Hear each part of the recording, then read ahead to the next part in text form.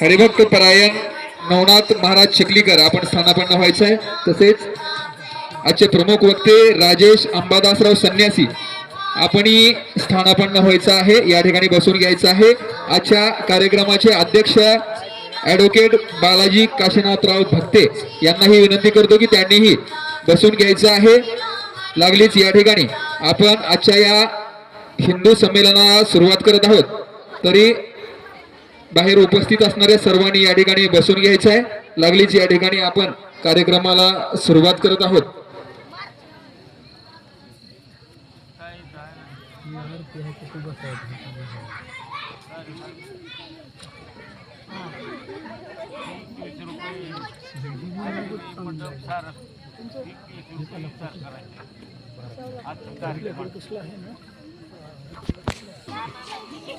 Hello, या ठिकाणी आजच्या या हिंदू संमेलनासाठी आवर्जून उपस्थित राहिलेले हरिभक्त परायण नवनाथ महाराज चिखलीकर, तसेच आजचे प्रमुख वक्ते राजेश अंबादासराव संन्यासी, यानंतर आजच्या या कार्यक्रमाचे अध्यक्ष ॲडव्होकेट बालाजी काशीनाथ भक्ते आपणास या ठिकाणी प्रथमतः शब्द सुमनाने या ठिकाणी आपणा सर्वांचं स्वागत करतो आणि सर्व उपस्थितांचंही या ठिकाणी शब्द सुमनाने स्वागत करतो। आणि आजचा हा विराट हिंदू संमेलन या कार्यक्रमाला या ठिकाणी आपण सुरुवात करत आहोत। बसून घ्यायचंय, उभा असणाऱ्या महिलांनी बसून घ्यायचंय, बसा। सर्वांना विनंती आहे, सर्वजण बसून घ्या। या ठिकाणी हे हिंदू संमेलन आयोजित केलेलं आहे। या हिंदू संमेलनासाठी आपण या ठिकाणी सर्वजण उपस्थित झालात। आपलं प्रथमतः सर्वांचं या ठिकाणी स्वागत।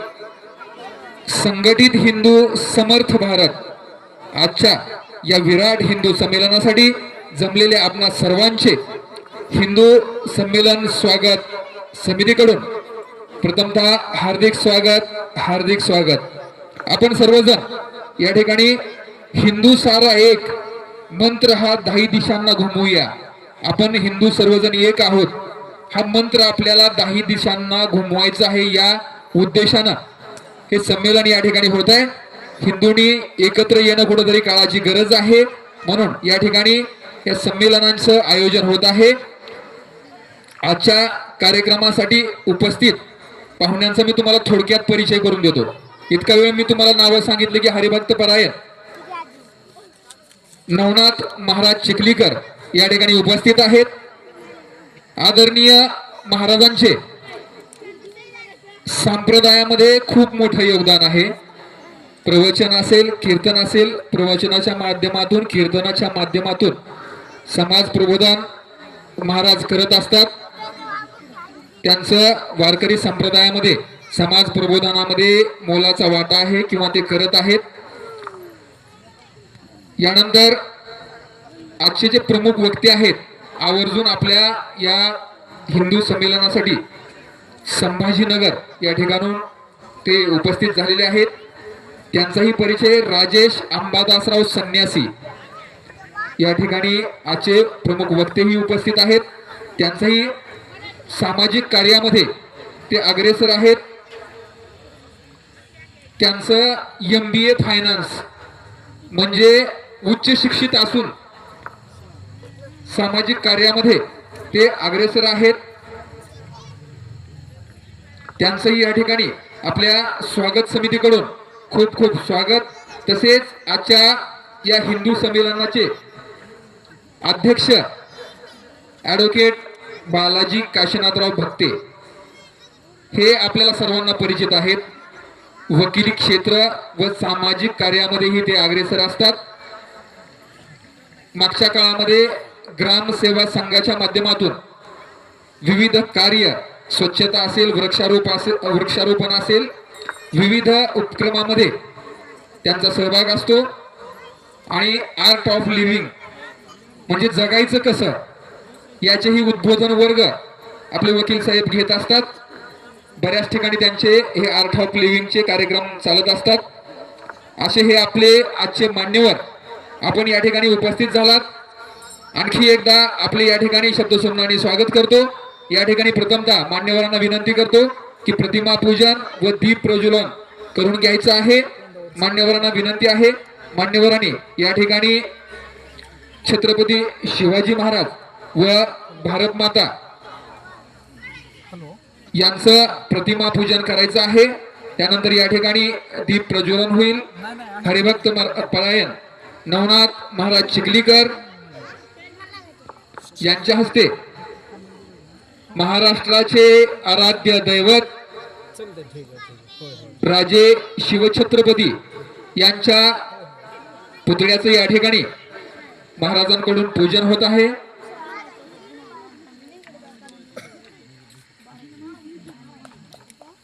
छत्रपती शिवाजी महाराज की.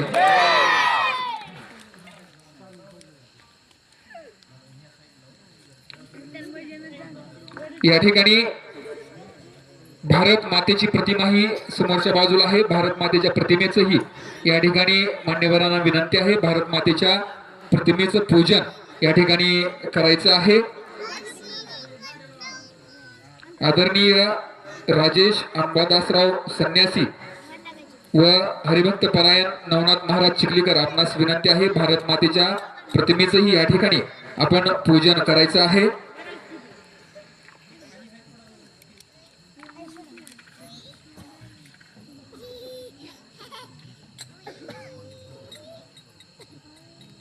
उपस्थित मान्यवरांच्या हस्ते या ठिकाणी प्रतिमा पूजन होत आहे, दीप प्रज्वलन होत आहे.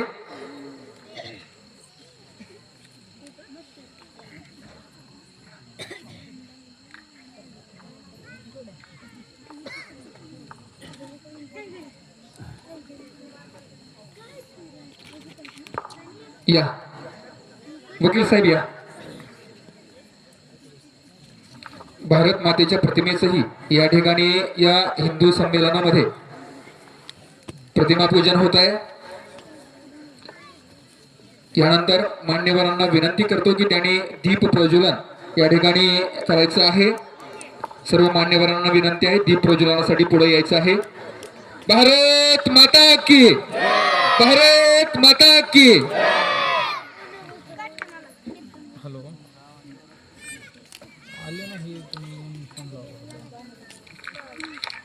या ठिकाणी मान्यवरांच्या हस्ते दीप प्रज्वलन होत आहे.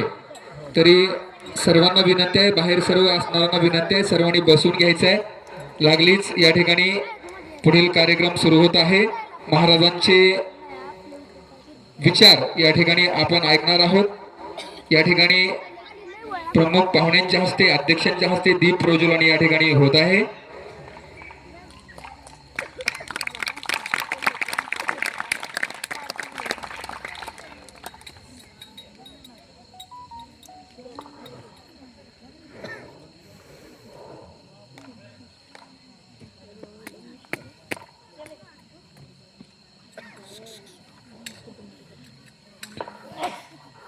मान्यवरांना विनंती आहे, आपण स्थानापन्न व्हायचं आहे.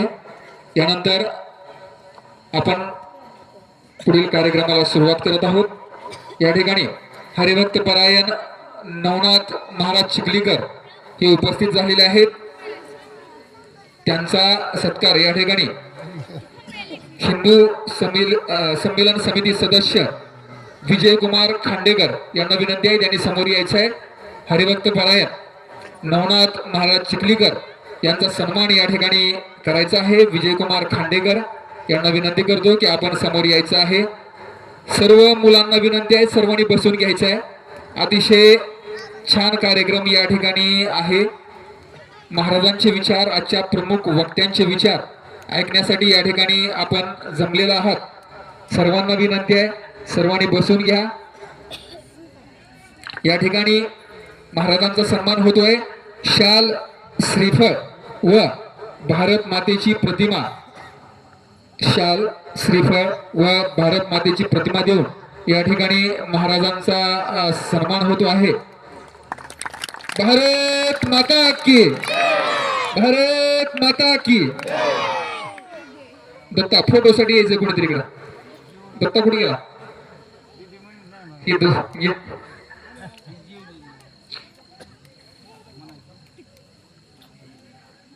या ठिकाणी महाराजांचा शाल श्रीफळ आणि भारत मातेची प्रतिमा देऊन या ठिकाणी सन्मान होतोय. विजयकुमार खांडेकर हिंदू संमेलन समिती सदस्य हे त्यांचा सन्मान करत आहेत. भारत माता की. आजचे प्रमुख वक्ते राजेश अंबादासराव संन्यासी यांचाही या ठिकाणी सन्मान करायचा आहे. हिंदू संमेलन समितीचे उपाध्यक्ष सुदाम रावळे यांना विनंती करतो की त्यांनी पुढे यायचं आहे आणि महाराजांचा या ठिकाणी सत्कार करायचा आहे, त्यांचा सन्मान करायचा आहे. आजचे प्रमुख वक्ते राजेश अंबादासराव संन्यासी यांचा सन्मान हिंदू संमेलन समिती तेर यांच्याकडून होतो आहे. सुदाम रावळे यांना विनंती करतो की त्यांनी महाराजांचा या ठिकाणी शाल श्रीफळ व भारत मातेची प्रतिमा देऊन या ठिकाणी सन्मान करायचा आहे.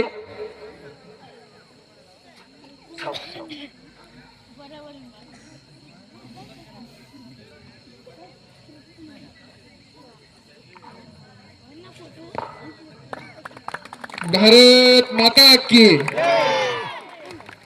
यानंतर आजच्या कार्यक्रमाचे अध्यक्ष ॲडव्होकेट बालाजी काशीनाथराव भक्ते यांचाही सन्मान या ठिकाणी होतोय. श्रीजित इंगळे हिंदू संमेलन समिती सदस्य यांना विनंती करतो की त्यांनी समोर यायचं आहे. श्रीजित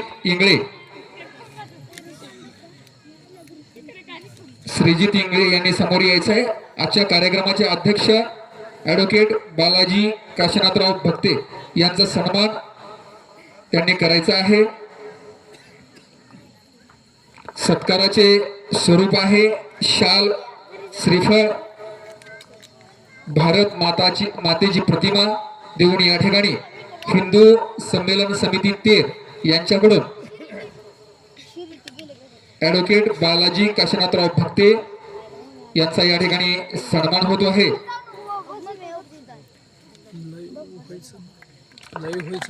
भारत माता की. मान्यवरांना विनंती आहे स्थानापन्न व्हायचं आहे. यानंतर आजच्या या भव्य अशा हिंदू संमेलनाचे प्रास्ताविक सचिन पाटील हे करतील, म्हणजे मीच करतोय आजच्या या कार्यक्रमाचं प्रास्ताविक. तुम्हाला सगळ्यांच्या मनामध्ये प्रश्न असेल की नेमका कार्यक्रम काय आहे. महाराज आहेत, आजचे वक्ते आहेत. एक थोडक्यात या कार्यक्रमाची रूपरेषा आपणा सर्वांना मी या ठिकाणी सांगतो आहे. सर्वांना जय श्रीराम. मंचावर उपस्थित हरिभक्त परायण नवनाथ महाराज चिखलीकर, राजेश अंबादासराव संन्यासी, ॲडव्होकेट बालाजीराव भक्ते, हिंदू संमेलन समितीचे सर्व सदस्य पदाधिकारी, आपण सर्व जमलेले या ठिकाणी बंधू आणि भगिनी. आज सकाळपासूनच या हिंदू संमेलनाच्या कार्यक्रमाचं नियोजन आहे. मला वाटतं 8 दिवसापासून ही हिंदू संमेलन समिती कार्य करत आहेत. रात्रंदिवस मुलं आपल्या पळत आहेत आणि समितीचं काम करत आहेत. 5-6 गावामध्ये सुद्धा ध्वज लावणे असतील, डिजिटल लावणे असतील, प्रचार प्रसार असेल आपण करत आहोत. सकाळी 7 वाजता आपल्या वेशीतल्या हनुमान मंदिरामध्ये चालीसा फटन कार्यक्रम झालेला आहे. या मुलांनी अतिशय सुंदर त्या ठिकाणी कार्यक्रम आजचा झालेला आहे. आणि आपण दुपारी या ठिकाणी पूर्ण गावामध्ये भारत मातेच्या प्रतिमेची दिंडी प्रदक्षिणा घेतलेली आहे. दिंडीचा कार्यक्रम या ठिकाणी झालेला आहे. अशा प्रकारचा आणि आजचा कार्यक्रम हरिभक्त परायण नवनाथ महाराज चिखलीकर व आजचे वक्ते यांचेही आपले विचार ऐकायचे आहेत. थोडक्यात मी हे कार्यक्रम का घ्यायचा किंवा कार्यक्रमाचं स्वरूप काय हे सांगतोय. छत्रपती शिवाजी महाराजांच्या स्वराज्यासाठी या कार्यक्रमाचं आयोजन. छत्रपती शिवाजी महाराजांच्या स्वराज्यासाठी हिंदू संघटित तरच आपले राष्ट्र सुरक्षित. आपण हिंदू जर सगळे संघटित असलो, एक जुनी माणसं मन सांगायचे बघा, एखादी लाकडाची काडी असेल, एक काडी मोडायला त्रास होत नाही. पण त्या काड्याची जर मोळी बांधली, गठ्ठा बांधला, तर तो गठ्ठा तोडता येत नाही. त्या म्हणीप्रमाणे हिंदू संघटित होणं आजच्या काळामध्ये गरजेचं आहे. त्याच्यानंतर हिंदू संघटित तर आपले संविधान सुरक्षित. डॉक्टर बाबासाहेब आंबेडकरांनी जे संविधान आपल्या देशाला दिलेलं आहे, ते संविधान जर सुरक्षित राहायचं असेल तर हिंदूंनी एकत्र येणं गरजेचं आहे.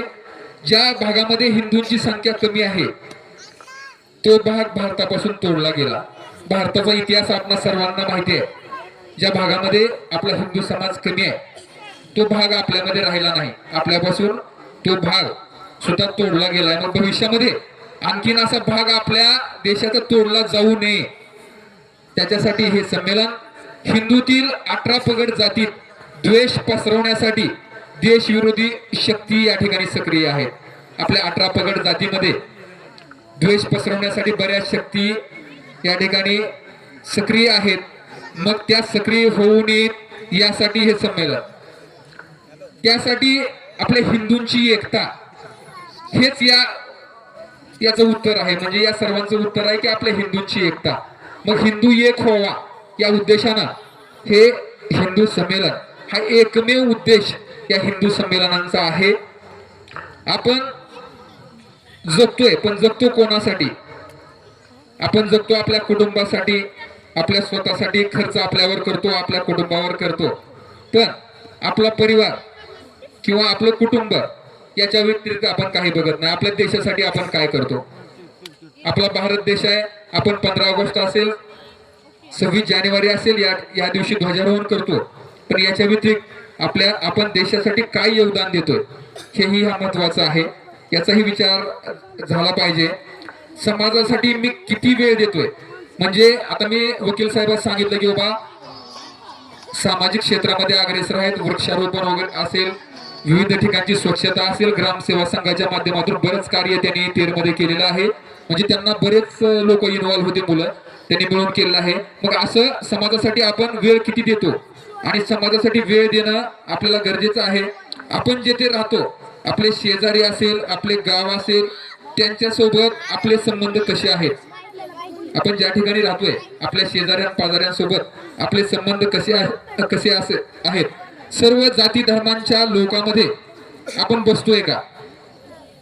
आपलं बसणं उठणं सर्व जाती धर्म म्हणजे हिंदू सर्व लोकांमध्ये आहे का?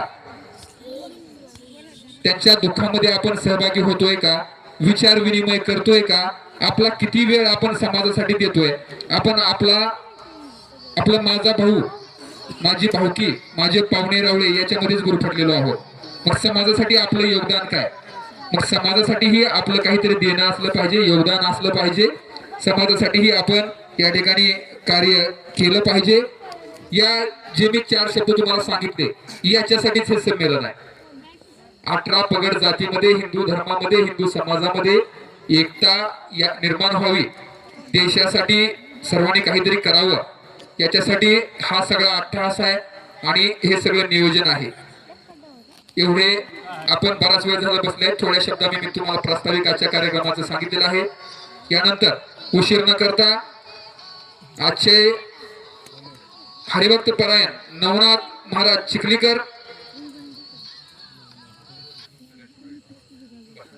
ठीक आहे, हरिभक्त परायण नवनाथ महाराज चिखलीकर यांचं राजेश अंबादासराव संन्यासी हे या ठिकाणी आपल्याला मार्गदर्शन करतील.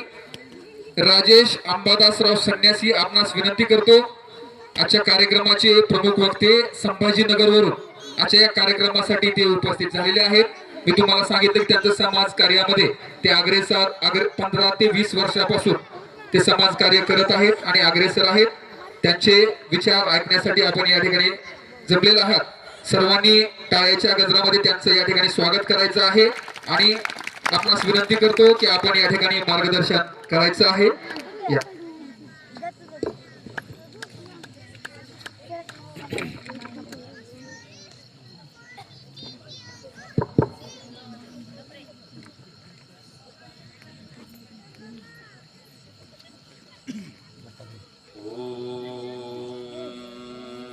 वेदाहमेतं पुरुषं महान्तं आदित्यवर्णं तमसस्तरस्त्वा त्वमेव विदित्वाति मृत्युमेति नान्यपन्थाय विद्यते नमः। लोकाभिरामं रणरङ्गधीरं राजीवनेत्रं रघुवंशनाथं कारुण्यरूपं करुणाकरन्तं श्रीरामचरणं शरणं प्रपद्ये। मनोजवं मारुतितुल्यवेगं जितेन्द्रियं बुद्धिमतां वरिष्ठं श्रीरामदूतं शरणं प्रपद्ये।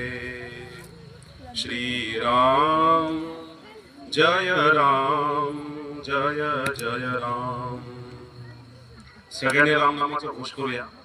श्रीराम जय राम जय जय राम। श्रीराम जय राम जय जय राम। श्रीराम जय राम जय जय राम। श्रीराम जय राम जय जय राम। श्रीराम जय राम जय जय राम। श्रीराम जय राम जय जय राम। श्रीराम जय राम जय जय राम।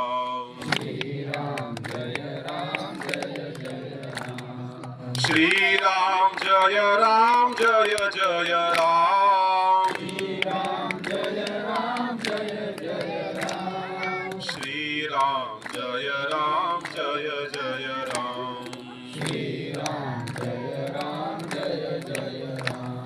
श्रीराम जय राम जय जय राम। श्रीराम जय राम जय जय राम। श्रीराम जय राम जय जय राम। श्रीराम जय राम जय जय राम। प्रभु सियावर रामचंद्र की जय। पवन सुत हनुमान की जय।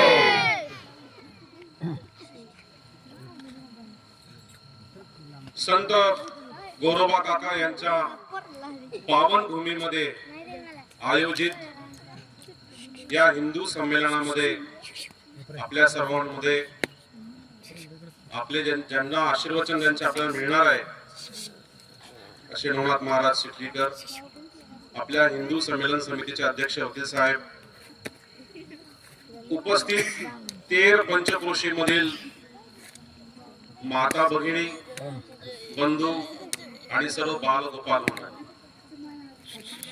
प्रस्तावनेमध्ये आपल्याला सगळ्यांना सांगितलं की हिंदू संमेलन आज आपल्या तेर मध्ये आपण आयोजित केलेलं आहे. अशा प्रकारच्या हिंदू संमेलनाची आवश्यकता भारतामध्ये का पडत आहे? आम्ही सर्व हिंदू आहोत आणि आमचा हा देश आहे, याचा कुठेतरी विसर आमच्या हिंदू समाजाला पडत असतो आणि आमच्या या हिंदू समाजाला यात कुंभकर्णासारखी झोप लागत असते आणि वर्षानुवर्ष ही झोप कधी पूर्ण होत नाही आणि या कुंभकर्णाला जसं गदागदा हलवावं लागतं तसं या आमच्या हिंदू समाजाला गदागदा हलवण्यासाठी, जागा करण्यासाठी हे हिंदू संमेलन आहे. त्याआधी आम्हाला माहिती पाहिजे की आम्ही सर्व हिंदू आहोत. हिंदू म्हणजे काय आहे?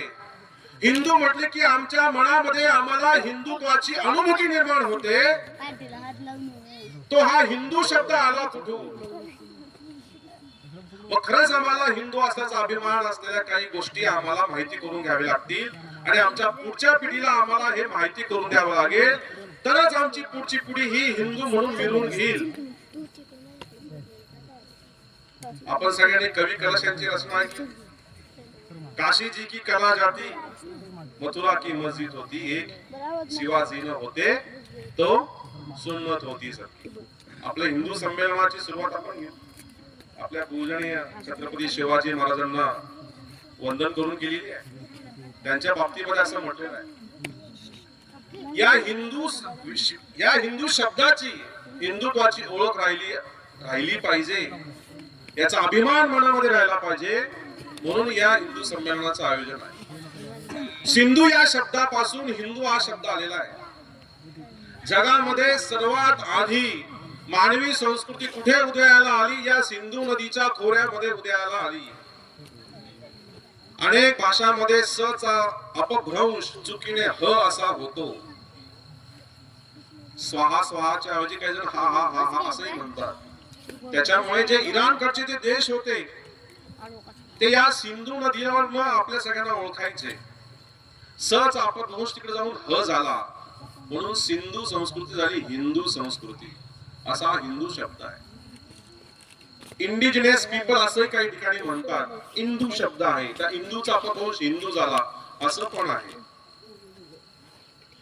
असे अनेक तर्क वितर्क या हिंदू शब्दाविषयी दिले जातात. काही जण चुकीने आम्हाला विचारतात की ज्याप्रमाणे मुस्लिम आणि ख्रिश्चनांचा धर्मगुरू आहे, धर्म संस्थापक आहे, तसा हिंदूंना का नाही आहे? तर हिंदू ही सनातन परंपरा आहे. सनातन म्हणजे ज्याचा काही सुरुवात नाहीये, ज्याचा काही शेवट नाहीये. म्हणून जगामध्ये असं म्हणतात जे धर्माचे अभ्यासक आहेत, महाराजांना अधिक चांगलं माहिती असेल, धर्म केवळ जगामध्ये एकच आहे, तो म्हणजे सनातन धर्म आहे. त्या सनातन धर्माची सर्वात सोपा शब्द म्हणजे हिंदू आमच्या सगळ्यांसमोर आहे. अशा प्रकारे सिंधू नदीच्या खोऱ्यावरनं आम्ही सर्वजण हिंदू म्हणून ओळखायला लागलो. आणि हिंदू असंच आम्हाला गर्व का असला पाहिजे? कारण की या पृथ्वी तलावर सर्वात जुने आम्ही आहोत. आमची सुरुवात कधी झाली? कोणी सांगतं 5000 वर्षापूर्वी झाली, परंतु कालच गुढीपाडवा झालेला आहे. आणि गुढीपाडव्यावर आपण जर कॅलेंडर बघितलं तर कॅलेंडरवर शब्द आहेत. काय आहे? शालिवाहन शक किती सुरू झालं? 1948 सुरू झालं. एकदम बरोबर. विक्रम संवत किती सुरू झालं माहिती पाहिजे हिंदूंना. आमच्या परंपरा काय माहिती पाहिजे, आमचे सणवार माहिती पाहिजे, आमचे कॅलेंडर माहिती पाहिजे, आमचं पंचांग माहिती पाहिजे. 2082 सुरू झालं. युगाब्द 5127 संपूर्ण 5128 युगाब्द चालू झालेलं आहे. आपण सगळ्यांनी ऐकलंय सतयुग, द्वापार युग, त्रेतायुग आणि आता कोणतं युग चालू आहे? कलियुग. कलियुग किती वर्षांचा आहे? 4.5 लाखाच्या पुढे काहीतरी आहे. इतके लाख वर्षांचा कलियुग आहे. त्या कलियुगामध्ये फक्त 5000 वर्ष संपलेले आहेत. 5127 आपल्या कॅलेंडरवर लिहिलेलं आहे. बघा, दररोज सकाळी आपण पंचांगामध्ये दररोज येतं, टीव्हीवर किंवा रेडिओमध्ये युगाब्द सांगतात. तर काही जण म्हणतात की हे 5000 वर्षापूर्वी हिंदू संस्कृती निर्माण झालेली आहे. प्रभू श्रीरामचंद्रांनी लंकेला जाण्यासाठी जो पूल तयार केला होता, अनेक लोक म्हटले की तो काल्पनिक पूल आहे, परंतु अमेरिकेच्या नासा संस्थेने त्याचा दगड घेतला आणि तिथं सगळं सर्वेक्षण केलं आणि सांगितलं की हा मानव निर्मित आहे आणि त्याचं वय हे 9 लाख वर्षापूर्वीच आहे. त्याच्यामुळे आमच्या विद्वानांमध्ये, शास्त्रज्ञांमध्ये सुद्धा संभ्रम आहे. ते सुद्धा कन्फ्युज झालेले आहेत की रामायण हे निश्चित 5000 वर्षापूर्वी झालेलं आहे का 9 लाख वर्षापूर्वी झालेलं आहे. प्रश्न तो सोडा, परंतु आम्ही सगळ्यात जुने आहोत. 5000 वर्षांपूर्वी विष्णू पुराणामध्ये लिहिले गेले. या भारत मातेच्या खाली जो श्लोक लिहिलेला असेल, उत्तरम यत् समुद्रस्य हिमाद्रश्चैव दक्षिणम वर्षत तद भरतम नाम भारती यात्र संतती. ज्याच्या दक्षिणेला समुद्र आहे, उत्तरेला प्रचंड हिमालय आहे, या हिमालयाच्या आतमध्ये राहणाऱ्या सर्व लोकांना भारतीय असं म्हणतात. बृहस्पत शास्त्र म्हणते सुद्धा 8000 वर्षापूर्वीचा असेल. त्याच्यामध्ये एक श्लोक लिहिला आहे, हिमालय समारंभ्य यावत बिंदू सरोवरम तम देवळ निमित्तम देशम हिंदुस्थानम प्रचक्षते. असं लिहिलेलं आहे. म्हणजे काय की हिमालयाच्या दक्षिणेला हिंदू महासागर आहे, त्याला आता अरबी महासागर म्हणतात. आणि या अरबी सागराच्या उत्तरेला प्रचंड असा देव निर्मित असलेला हा देश आहे. या देशाचं नाव आहे हिंदुस्थान. आणि या हिंदुस्थानामध्ये राहणारा व्यक्ती जो आहे तो कुठल्याही उपासना पद्धतीचा असेल, तो मंदिरात जात असेल, तो देवळात जात असेल, तो मशिदीत जात असेल, तो चर्च मध्ये जात असेल, कोणी असला तरी तो संस्कृतीने हिंदू आहे. हा त्या श्लोकाचा अर्थ आहे. अमेरिकन कुणाला म्हणतात? जो अमेरिकेमध्ये राहतो अमेरिकन म्हणतात. जर्मन कुणाला म्हणतात? जो जर्मनीत राहतो त्याला जर्मन म्हणतात. फ्रेंच कुणाला म्हणतात? जो फ्रान्स मध्ये राहतो त्याला फ्रेंच म्हणतात. त्या माणसाचं नाव कशावर ओळखलं गेलं? त्या जमिनीच्या तुकड्याला जे नाव दिलेलं आहे त्या जमिनीच्या नावावरनं त्या माणसाची ओळख पटते. भारतीय मुसलमान जेव्हा मक्का मध्ये जातो त्याला म्हणतात हे हिंदुस्थानी मुसलमान आहे. म्हणजे या तुकड्याचं नाव हिमालयापासून ते पार दक्षिणेपर्यंत असलेल्या यावत बिंदू सरोवरम हिमालय समारंभ यावत बिंदू सरोवरम असं वर्णन ज्या बृहस्पत शास्त्रामध्ये केलेलं आहे. या भागामध्ये राहणाऱ्या सर्व लोकांना हिंदू असं म्हणतात. म्हणून हिंदू ही संस्कृती आहे, हिंदू ही जीवन आहे, हिंदू हे जीवन पद्धती आहे. म्हणून या भारतामध्ये राहणाऱ्या या हिंदुस्थान मध्ये राहणाऱ्या सर्व लोकांचे चालीरीती, खानपान, कपडे, पूजा पद्धती हजारो प्रकारचे आहे. 3000 प्रकारचे पंथ संप्रदाय उपसंप्रदाय भरपूर आहे. महानवपंथ आहे, वारकरी संप्रदाय, नरेंद्र महाराजांचा आता नव संप्रदाय आहे, मध्वाचार्यांचा संप्रदाय आहे, निंबार्काचार्यांचा संप्रदाय आहे, अद्वैतवाद आहे, द्वैतवाद आहे, विशिष्ट द्वैतवाद आहे. असे अनेक प्रकारचे दर्शन आमच्या भारतामध्ये आहे. आमच्या भारतामध्ये आमच्या सर्व संतांनी देवासोबत डायरेक्ट कॉन्टॅक्ट केलेला आहे, प्रत्यक्ष भगवंताचं दर्शन घेतलेलं आहे. फार जुन्या गोष्टीने अलीकडच्या 20, 25, 30 वर्षा काळामध्ये कुठल्याही पंचक्रोशीमध्ये आम्ही ज्यावेळेस प्रवास करतो आणि भेटतो तो अनेक साधू अनेकांची मठ मंदिर संस्थान असतात. तिथले जुने 60-70 वर्षाचे आजोबा म्हणतात आम्हाला की हे आमचे महाराज एकाच वेळेला 2 ठिकाणी कीर्तन चालू होते. गोदावरीच्या या बाजूला त्यांचं कीर्तन चालू होतं, फळ्यामध्ये गोदावरीच्या या बाजूला फरकंडा नावाचं गाव आहे परभणी जिल्ह्यामध्ये, तिथे पण 2 यांचे कीर्तन चालू होते. फार मोठी गोष्ट नाही, 40 वर्षापूर्वीची गोष्ट. एकच व्यक्ती 2 ठिकाणी कीर्तन करते. भगवंताची काय लीला असेल किंवा त्या व्यक्तीची काय लीला असेल, प्रत्यक्ष भगवंताचं दर्शन घेतलेलं आपले लोक आहेत. आपल्या सगळ्यांना माहिती आहे विवेकानंद हे अत्यंत बुद्धिवादी होते, विज्ञानवादी होते, देवाला मानत नव्हते, परंतु देवाविषयी त्याला सगळं ऐकून ते देवाची शोध घेण्यासाठी गेले आणि प्राध्यापकांना विचारू लागले तुम्ही एवढं तत्वज्ञान सांगताय, तुम्ही देवाला बघितलेलं आहे कसं सांगताय, तुम्ही देव बघितलेला आहे का? त्या प्राध्यापकाने उत्तर दिलं नाही. मग कोणी बघितलेला देव? मला त्याची भेट घालून द्या, मला विचारायचं की देवाला भेटत असेल तर कसं. त्यांची तरुण मनाची आग त्यांना काही शांत बसू देत नव्हती. अनेकांना विवेकानंद विचारत होते आणि विवेकानंदाला फार वर्ष झाले नाही, 150 वर्षापूर्वी 150-200 वर्षापूर्वीचा विवेकानंदांचा जन्म आहे. विवेकानंदाला भेटले दक्षिणेश्वरचे फकीर, त्यांचं नाव रामकृष्ण परमहंस. त्यांच्या समोर जातात आणि म्हणतात, एकच प्रश्न विचारतात, मला माझ्या प्रश्नाचं उत्तर द्या, तुम्ही देव बघितलेला आहे का? तर ते म्हणतात, होय मी देव बघितलेला आहे, साक्षात या डोळ्याने देव बघितला आहे. जसं मी तुला बघत आहे तसा मी देव बघितलेला आहे आणि मी तो तुलाही दाखवू शकतो. असं ज्यावेळेस रामकृष्ण परमहंस त्यांना म्हणतात आणि ते त्यांचं शिष्यत्व स्वीकारतात आणि नंतर नरेंद्रनाथ दत्ताचं स्वामी विवेकानंद कसं होतं आणि संपूर्ण जगभरामध्ये हिंदू धर्माची पताका ते कशी फडकवतात हे सगळ्यांना माहिती आहे. सांगायचं असं आहे की आमच्या या सगळं पंथ उपसंप्रदाय या सगळ्यांमध्ये प्रत्यक्ष देवासोबत संवाद करणारे असंख्य साधू संत महापुरुष आमच्या या देशामध्ये होऊन गेले. या भारतामध्ये जरी आमच्यामध्ये विविधता आहे, ही विविधता काय आहे? ही एकत्वाचे अनेक रूप आहे. एकत्वाचे अनेक रूप आहेत. तुकाराम महाराजांनी सांगितलेलं आहे, आमच्या अनेक संतांनी सांगितलेलं आहे, जळी स्थळी काष्टी पाषाणी काय आहे? परमेश्वर आहे.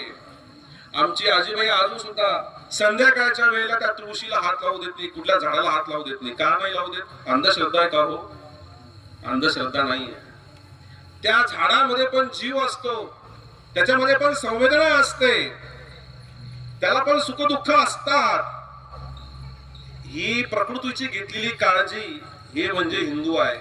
याचा विचार करणारी संस्कृती म्हणजे काय आहे? तर ही आहे हिंदू संस्कृती. प्रत्येकाचा विचार करते. जळी स्थळी काष्टी पाषाणी म्हणजे काय हो? त्या नदीला देवता मानलेल्या आमच्या लोकांनी. भारतातली कुठली अशी नदी आहे की जिला नाव नाही? सांगा. आणि या नदीला आम्ही आमच्या मातृत्वाचं रूप दिलेलं आहे, आईचं रूप दिलेलं आहे. पुरुषाच्या नावाने एक पण नदी आहे का देशामध्ये? सांगा. सगळ्या नद्या या आईच्या नावाने आहे. गोदावरी आहे, गंगा आहे, जमुना आहे, नर्मदा आहे, रेवा आहे, कावेरी आहे. एके पुरुषाचं नाव आहे का? नाहीये. प्रत्येक पर्वतांचं पूजन केलेलं आहे. म्हणजे निसर्ग पूजक आमची संस्कृती आहे. याचा अर्थ की सगळ्या सृष्टीचं रक्षण झालं पाहिजे. आजकालचे सर्व देश ग्लोबल वॉर्मिंग म्हणून ओरडतायत आणि सगळे एकत्र येत आहेत. नदीचं संरक्षण करा, झाडाचं संरक्षण करा, पहाडाचं संरक्षण करा सांगतायत. परंतु आमच्या लोकांनी हजारो वर्षापूर्वी सांगून ठेवलेलं आहे, त्याचं नाव म्हणजे हिंदुत्व आहे. हिंदुत्व म्हणजे मोठा टिळा लावायचा, जानवा घालायचं, शेंडी बांधायची, गळ्यामध्ये भागू पूर्ण टाकायचं आणि 2 शिव्या मुसलमान घालायच्या म्हणजे हिंदुत्व नाहीये. तर हिंदुत्व हे जळीस्थळी काष्टी पाषाणी हिंदुत्व आहे. ते आपल्या सगळ्यांच्या लक्षात आलं पाहिजे. यत्र नार्यस्तु पूज्यन्ते रमन्ते तत्र देवता असं आमच्या संस्कृतीमध्ये सांगितलेलं आहे. म्हणजे काय, ज्या ठिकाणी नारीचा मातृत्वाचा सन्मान केला जातो त्या ठिकाणी परमेश्वराचा वास असतो असं सांगितलं आमच्या संस्कृतीमध्ये. केवळ आणि केवळ हिंदू असे आहेत की ज्यांच्या घराच्या देवघरामध्ये लक्ष्मी आहे, भवानी आहे, सरस्वती आहे, गावगाड्यामध्ये असणारी मर्याई पण आहे. म्हणजे एखाद्या महिलेला, एखाद्या स्त्रीला आमच्याकडे देवता म्हणून पूजन केलेलं आहे. हे केवळ भारतामध्ये, केवळ हिंदूंमध्ये झालेलं आहे. जगातल्या कुठल्याही धर्मामध्ये जे स्वतःला धर्म समजतात त्यांच्याकडे महिलांना ही स्थिती नाहीये. हे म्हणजे हिंदुत्व आहे. पशु पक्षी प्राण्यामध्ये आम्ही जीव बघितलेला, परमेश्वराचा वास बघितलेला आपल्या सगळ्यांना माहिती आहे. संत नामदेवांचं उदाहरण सगळ्यांना माहिती आहे. नामदेव दररोज भाकरी घेऊन जात होते विठ्ठलाला आणि भोळं बापड बालक म्हणून होतं. भगवंताने ती भाकरी खावी म्हणून डोकं फोडून घेतलं आणि विठ्ठल प्रकट झाले, ती भाकरी खाल्ली. असा पण किस्सा आपल्या सगळ्यांना माहिती आहे. एकदा भाकरी घेऊन जात असताना कुत्र्याने त्यांची भाकर ओढली आणि कुत्रा पळू लागलं आणि नामदेव त्या कुत्र्याच्या पाठीमागे धावू लागले. आपल्या सगळ्यांना वाटलं असेल की नामदेव ती भाकरी ओढण्यासाठी आणि हातामध्ये दांडुकं घेऊन पळत असतील, तर तसं नाही झालं. पुढे कुत्र पळत आहे, पाठीमागे नामदेव पळत आहेत आणि हातामध्ये काय, तर हातामध्ये तुपाची वाटी आहे आणि म्हणता, अरे प्रभू रुखा तो ना खाओ, थोड़ा घी तो लेते जाओ, कैसे शक्ल बनाई तूने श्वान की, मुझे ओढणी ओढणी इंसान होती.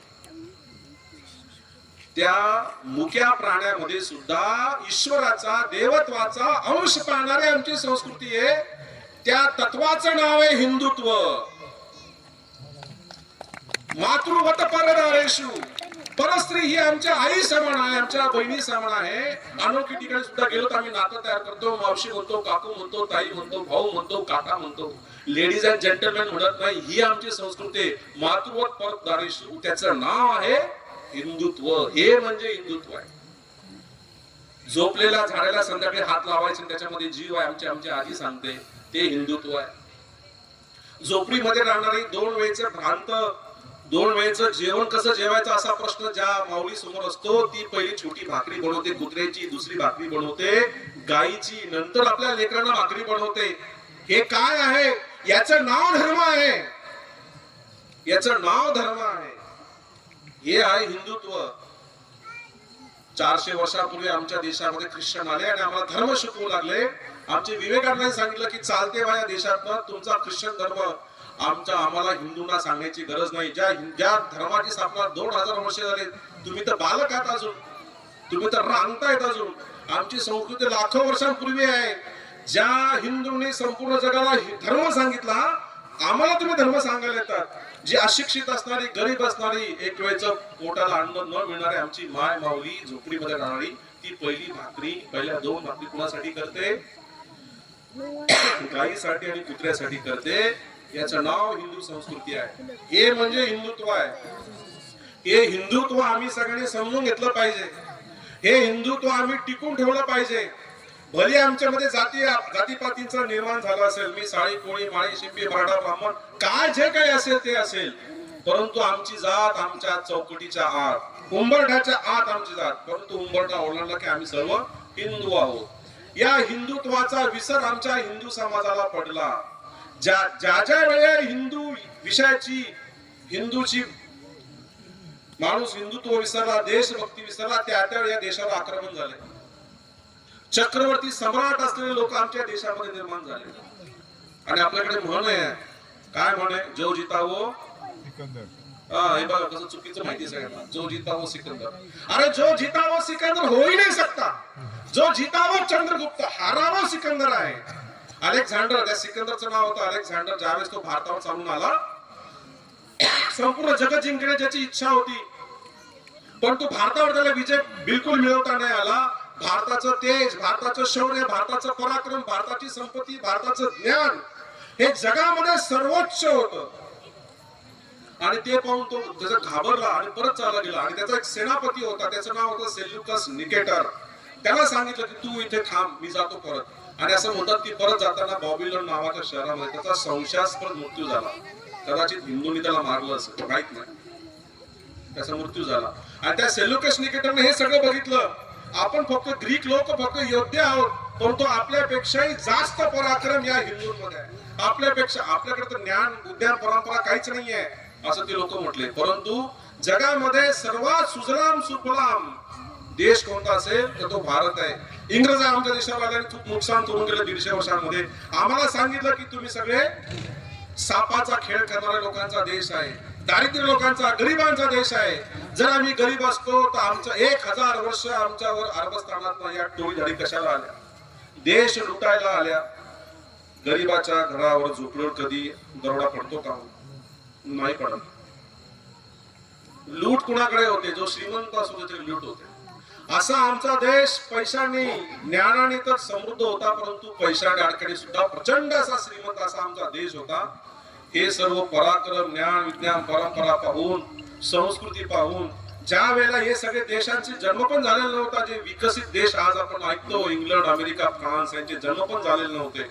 ज्या वेळेला असे हे लोक जंगलामध्ये अंगाला झाडपाला लावून फिरत होते, कपडे पण त्यांना माहिती नव्हतं, घराचा विकास झालेला नव्हता, शेतीचा विकास झालेला नव्हता, त्यावेळेला सिंधू नदीच्या खोऱ्यामध्ये अतिशय जगातली उच्च प्रतीची संस्कृती ही निर्माण झालेली होती. तिचं नाव हिंदू संस्कृती. लोक सोन्याच्या आणि चांदीच्या ताटामध्ये जेवण करत होते, रेशमी धागेचे अतिशय उच्च असलेले वस्त्र घालत होते. अन्न विकलं जात नव्हतं, दूध विकलं जात नव्हतं आमच्या देशामध्ये. असा आमचा देश होता 1000 वर्षापूर्वी. आणि 1000 वर्षापूर्वी आमच्या देशावर आक्रमण सुरू झाली. इसवी सन 737 मध्ये पहिलं आक्रमण जे झालं मोहम्मद बिन कासिमचं. कारण की आमच्या मनामध्ये हिंदुत्वाचा भाव कमी झाला. आम्ही हिंदू सर्वजण जातीपातीमध्ये विभागलो गेलो. जाती जाती आमच्यामध्ये निर्माण झाला. मी या जातीचा आहे, मी त्या जातीचा आहे. आणि छोट्या छोट्या स्वार्थासाठी स्वतःच्या धर्माविषयी, स्वतःच्या देशाविषयी काही विचार न करता स्वतःचा स्वार्थ एवढा मोठा झाला की देश सुद्धा विकायला.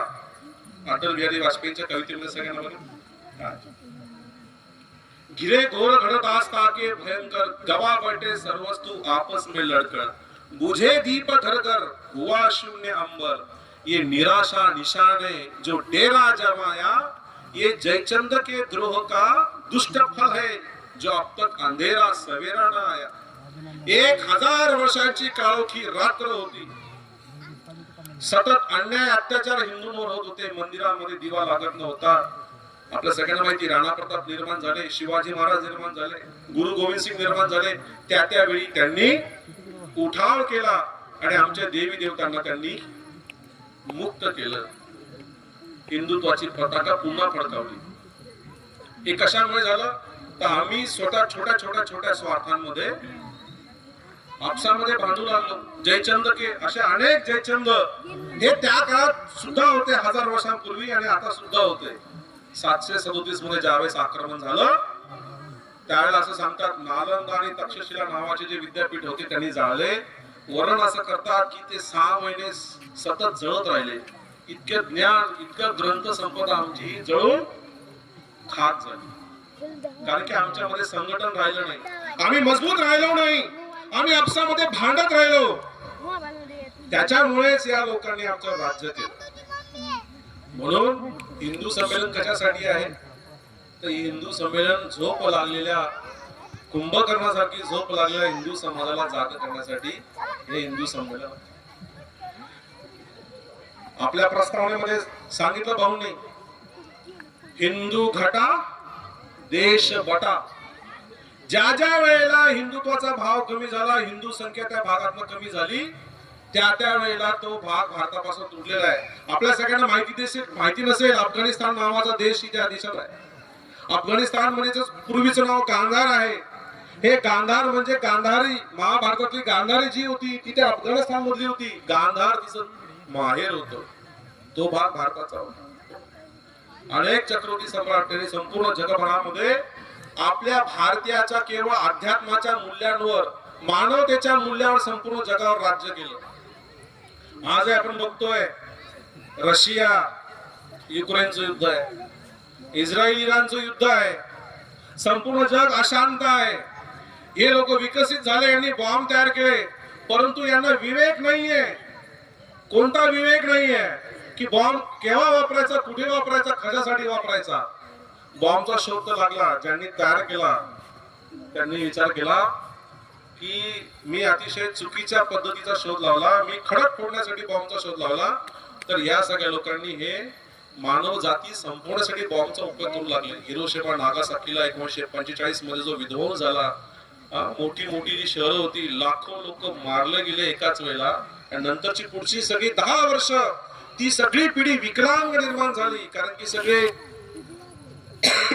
जे किरणोत्सारी पदार्थ होते सगळ्या वातावरणामध्ये पसरले गेले. म्हणून संपूर्ण जगाला शांततेचा संदेश कोण देणार असेल तर भारत देणार आहे. प्रत्येक व्यक्तीचे या जगामध्ये येण्याचे कारण असतं, तसं भारताचं देखील कारण आहे.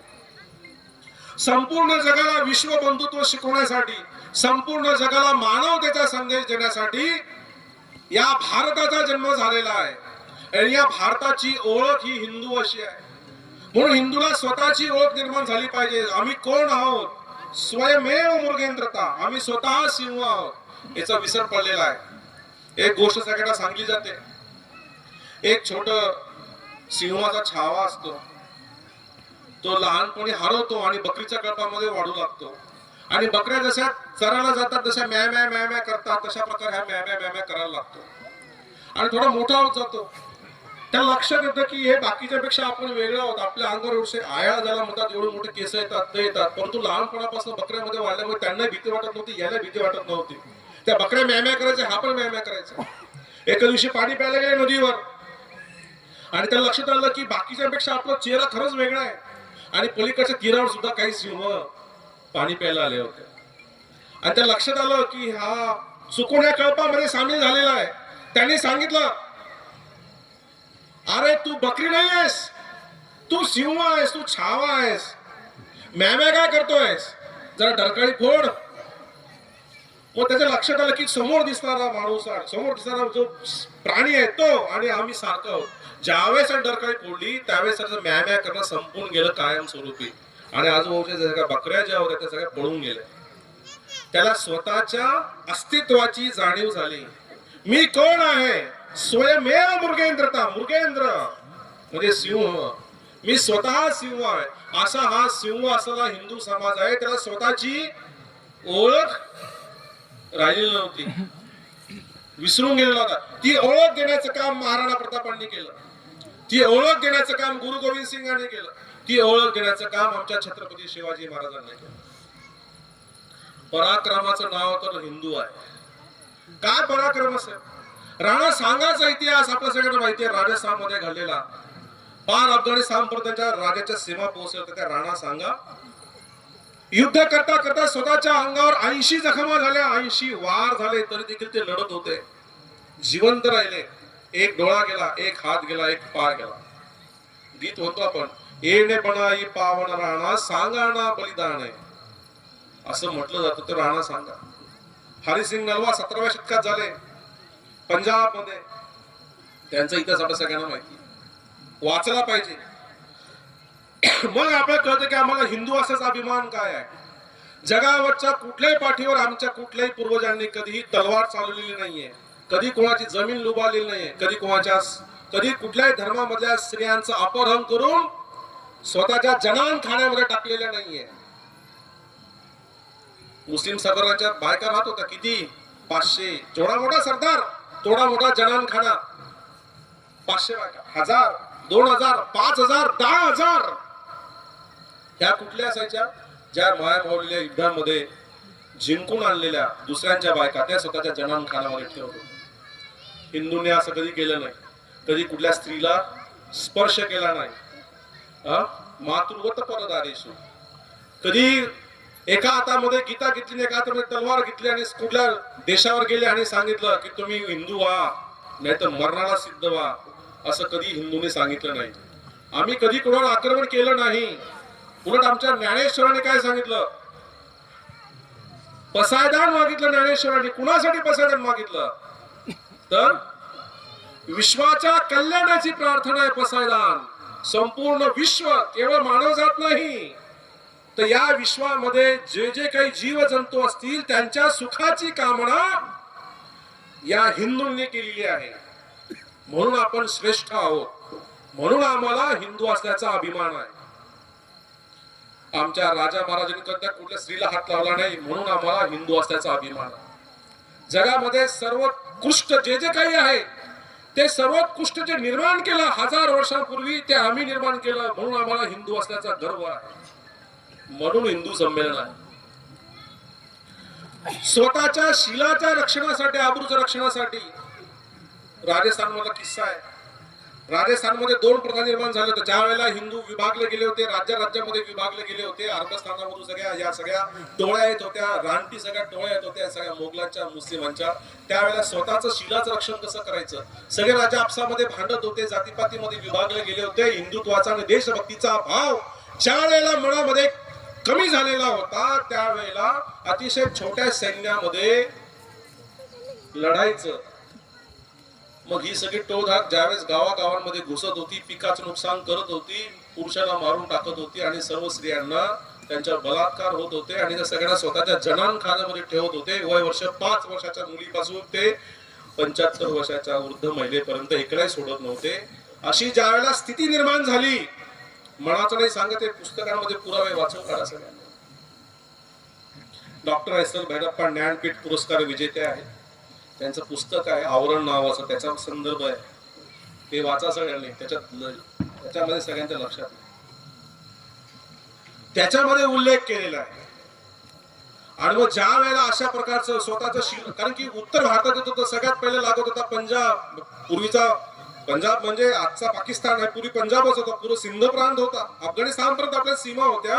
सगळ्यात आधी छातीवर कोण घ्यायचं तर राजस्थान पंजाबचे लोक घ्यायचे. मग गावागावामधील स्त्रिया काय करायच्या, जौहर करायच्या. पुरुष काय करायचे, पुरुष केसरिया करायचे, संपूर्ण शरीराला भगवे वस्त्र लपेटायचे, घोड्यावर बसायचे, कुंकुम तिलक केला जायचा. आणि जेवढे काही सैन्य असेल एकच उद्देश, मारता मारता मरायचं, शत्रूच्या सैन्याला मारता मारता मरायचं, वीर मरण यायचं.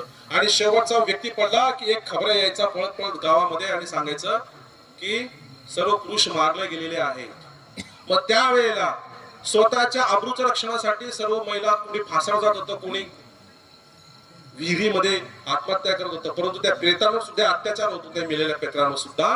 म्हणून स्वतःचं शरीरच शिल्लक ठेवायचं म्हणून जौहर केला जात होता.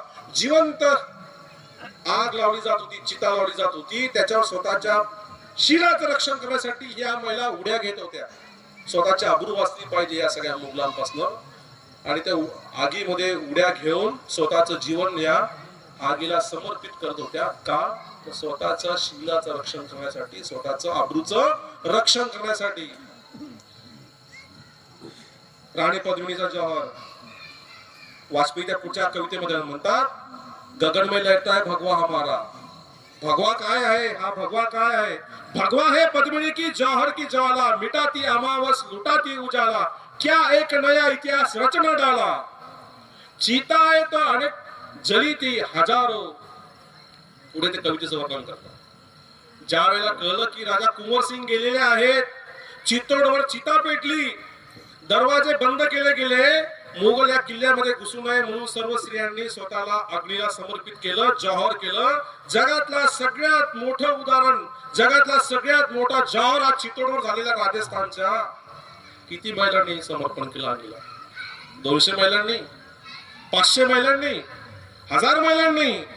इतिहास सांगतो 16,000 स्त्रियांनी जिवंत आगीमध्ये उड्या घेतल्या. याचं नाव हिंदुत्व आहे. मानवी मूल्यांच्या रक्षणासाठी, स्वतःच्या आबरूच्या रक्षणासाठी जगामध्ये एवढा मोठा त्याग कोणी केला नसेल, तो हिंदूंनी केलेला आहे. केवळ राजा महाराजांनी त्याग केला असं नाही. जीवाचं पाणी, ज्या रक्ताचं पाणी करणं म्हणतात छत्रपती शिवाजी महाराजांनी केलेलं आहे. राणा प्रतापांनी तर मोठा महल सोडला. जोपर्यंत मी माझा मेवाड घेत नाही तोपर्यंत मी गवतावर झोपेल, खाली झोपेल आणि भाकरी खाईल असं त्यांनी म्हटलं होतं. सोडून आले सगळं, परंतु शेवटपर्यंत अकबरासोबत समझोता केला नाही. ते राणा प्रताप भिल्लांची सेना उभी केली, असे ते राणा प्रताप. गुरु गोविंद सिंह ज्यांचे वडील गुरु तेग बहादूर, त्यांचा आता व्हिडिओ इथे लागलेला होता. त्यांचा बलिदानाचा 350वं वर्ष आहे. 350 वर्षांपूर्वी पंजाबमध्ये काय झालं, संपूर्ण पंजाबाच्या शीख बांधवांना मार्गदर्शन करणारे गुरु तेग बहादूर, शिखांचे 9वे गुरु, ज्यावेळेला जम्मू काश्मीरमध्ये औरंगजेबाने उच्छाद मांडलेला होता, सर्वांचं धर्मांतरण चालू होतं. काश्मीर मधले सगळे पंडित आले आणि त्यांच्या दरबारी आले, आमचं रक्षण करा. 9 वर्षाचे गुरु गोविंद सिंग बाजूला उभे होते. त्यांच्याकडे विनवण्या केल्या गुरु तेग बहादुरांकडे, सांगितलं की असं असं आहे. आणि तो म्हणतो की तुम्ही एकतर जिवंत राहायचं असेल तर मुसलमान व्हा, नाहीतर मरायला सिद्ध व्हा. काय करू, आमचं तुम्ही रक्षण करा. त्यावेळेला त्यांनी चिंतन केलं आणि सांगितलं की सर्वसामान्य माणूस मुसलमान होत आहेत, हिंदू धर्म सोडतायत, कुठल्या तरी महान पुरुषाला, मोठ्या माणसाला बलिदान जावं लागणार आहे. त्याचं बलिदान पाहून हजारो लोक बलिदान करतील किंवा हिंदू धर्म सोडून जाणार नाही. हे वाक्य गुरु गोविंद सिंगाने ऐकले आणि 9 वर्षाचा गुरु गोविंद सिंग आपल्या पित्याला म्हणतो, पिताश्री संपूर्ण अखंड हिंदुस्थानामध्ये तुमचा एवढा महान पुरुष मला कोणी दिसत नाही, तुम्ही बलिदानासाठी सिद्ध व्हा. स्वतःच्या पित्याला देखील बलिदानाची प्रेरणा देणारे गुरु गोविंद सिंग काय केलं त्यांनी, तर त्यांनी स्वीकारलं एक खरमरीत पत्र लिहिलं औरंगजेबाला, तुझ्या दम असेल तर पहिल्यांदा माझं धर्मांतर करून दाखव. आले औरंगजेबाचं सैन्य आलं. गुरु तेग बहादुरांना चांदणी चौकामध्ये गेलं. भाई सतीदास, भाई मतीदास, भाई दयालाजी आणि गुरु तेग बहादूर 4 लोकांना बंदी बनवलं. ध्यान अवस्थेमध्ये गुरु तेग बहादूर बसले. भाई मतीदासला विचारलं, कलमा पडल्या गेल्या, बोल मुसलमान होशील का? नाही होणार. 1000 वेळेस विचारलं, 1000 वेळेस नाही म्हटलं. फतवा काढला, उकळत्या तेलामध्ये तळलं गेलं, मारून टाकलं. भाई मतीदास, सतीदासचा भाऊ मतीदास, त्यांना देखील विचारलं, नाही सांगितलं, इस्लाम स्वीकारणार नाही. उभ्या करवतीने कापलं. इतिहास आहे, पुरावे आहेत, सगळ्यांनी वाचून घ्या. भाई दयालाजीला त्यांनी तेच उत्तर दिलं. कापसाच्या गंजीमध्ये लपेटून कापसाची गंजी पटवून दिली तरी देखील हिंदू सोडलं नाही, धर्म सोडला नाही. आणि शेवटी गुरु तेग बहादुरांचा नंबर आला, क्रमांक आला. ध्यानस्थ बसले होते, एक शब्द उच्चारला नाही, डोळे उघडले, संपूर्ण दृश्य डोळ्यासमोर दिसत होतं, परंतु एकही आनंदाने मृत्यूला स्वीकारलं. त्यांचा शिरच्छेद झाला चांदणी चौकामध्ये. तिथे जिथे शिरच्छेद झाला, आज त्या ठिकाणी शीशगंज साहिब गुरुद्वारा उभा आहे दिल्लीमध्ये. असे गुरु तेग बहादूर, त्यांचा मुलगा जो 9 वर्षाचा, त्यांनी प्रेरणा दिली ते गुरु तेग बहादूर. त्यांना 4 मुलं होती. गुरु गोविंद सिंगांना 4 मुलं होती. अजित सिंग, जुजार सिंग, जोरावर सिंग, फतेह सिंग. अजित सिंगचं वय 17, जुजार सिंगचं वय 14, जोरावरचं 11, फतेह सिंगचं 9 वर्ष. 2 मुलं चमकौरच्या युद्धामध्ये मारली गेली. गुगल सर्च करा, चमकौरचं बॅटल काय पराक्रम असेल. 9 लाख मुघल सैन्याविरुद्ध फक्त 40 सरदार लढले. फक्त 40 सरदार. जगामध्ये असं उदाहरण कुठे नाहीये. याला म्हणतात पराक्रम, याला म्हणतात हिंदुत्व. मानवी मूल्यांच्या रक्षणासाठी असा एवढा मोठा पराक्रम कुठे झालेला नाही. जुजार, ही कहाणी आता मी वर्णन करत नाही. जुजार सिंह आणि अजित सिंह मारले गेले आणि तिथून ज्यावेळेला सही सलामत गुरु गोविंद सिंग निघतायत, 9 लाख सैन्याला वेढा टाकलेला आहे, तिथून ते सही सलामत निघतात. पुढे कुटुंबाची ताटातूट होते. 9 वर्षाचा आणि 11 वर्षाचा जोरावर सिंह, फतेह सिंह याला देखील छळ कपटाने त्यांच्याच घरी काम करणाऱ्या एका आचार्याने स्वतःच्या स्वार्थासाठी, काही सोन्याच्या मोहरांसाठी नवाबाला सांगितलं की हे गुरुपुत्र माझ्या घरात लपलेले आहेत. आणि स्वतः घरामध्ये ज्यांना त्यांनी सावली दिली होती, जागा दिली होती, त्याने त्या नवाबाला सांगितलं. नवाब घेऊन गेला आणि सरहिंद प्रांतामध्ये, पंजाबमध्ये, ती जागा मी स्वतः बघून आलेलो आहे. त्या जागेवर या 2 भावांचा जिवंत त्यांच्या शरीरावर भिंत बांधण्यात आली, कारण की फतवा काढला गेला. त्यांना विचारण्यात आलं की तुम्ही मुसलमान व्हा.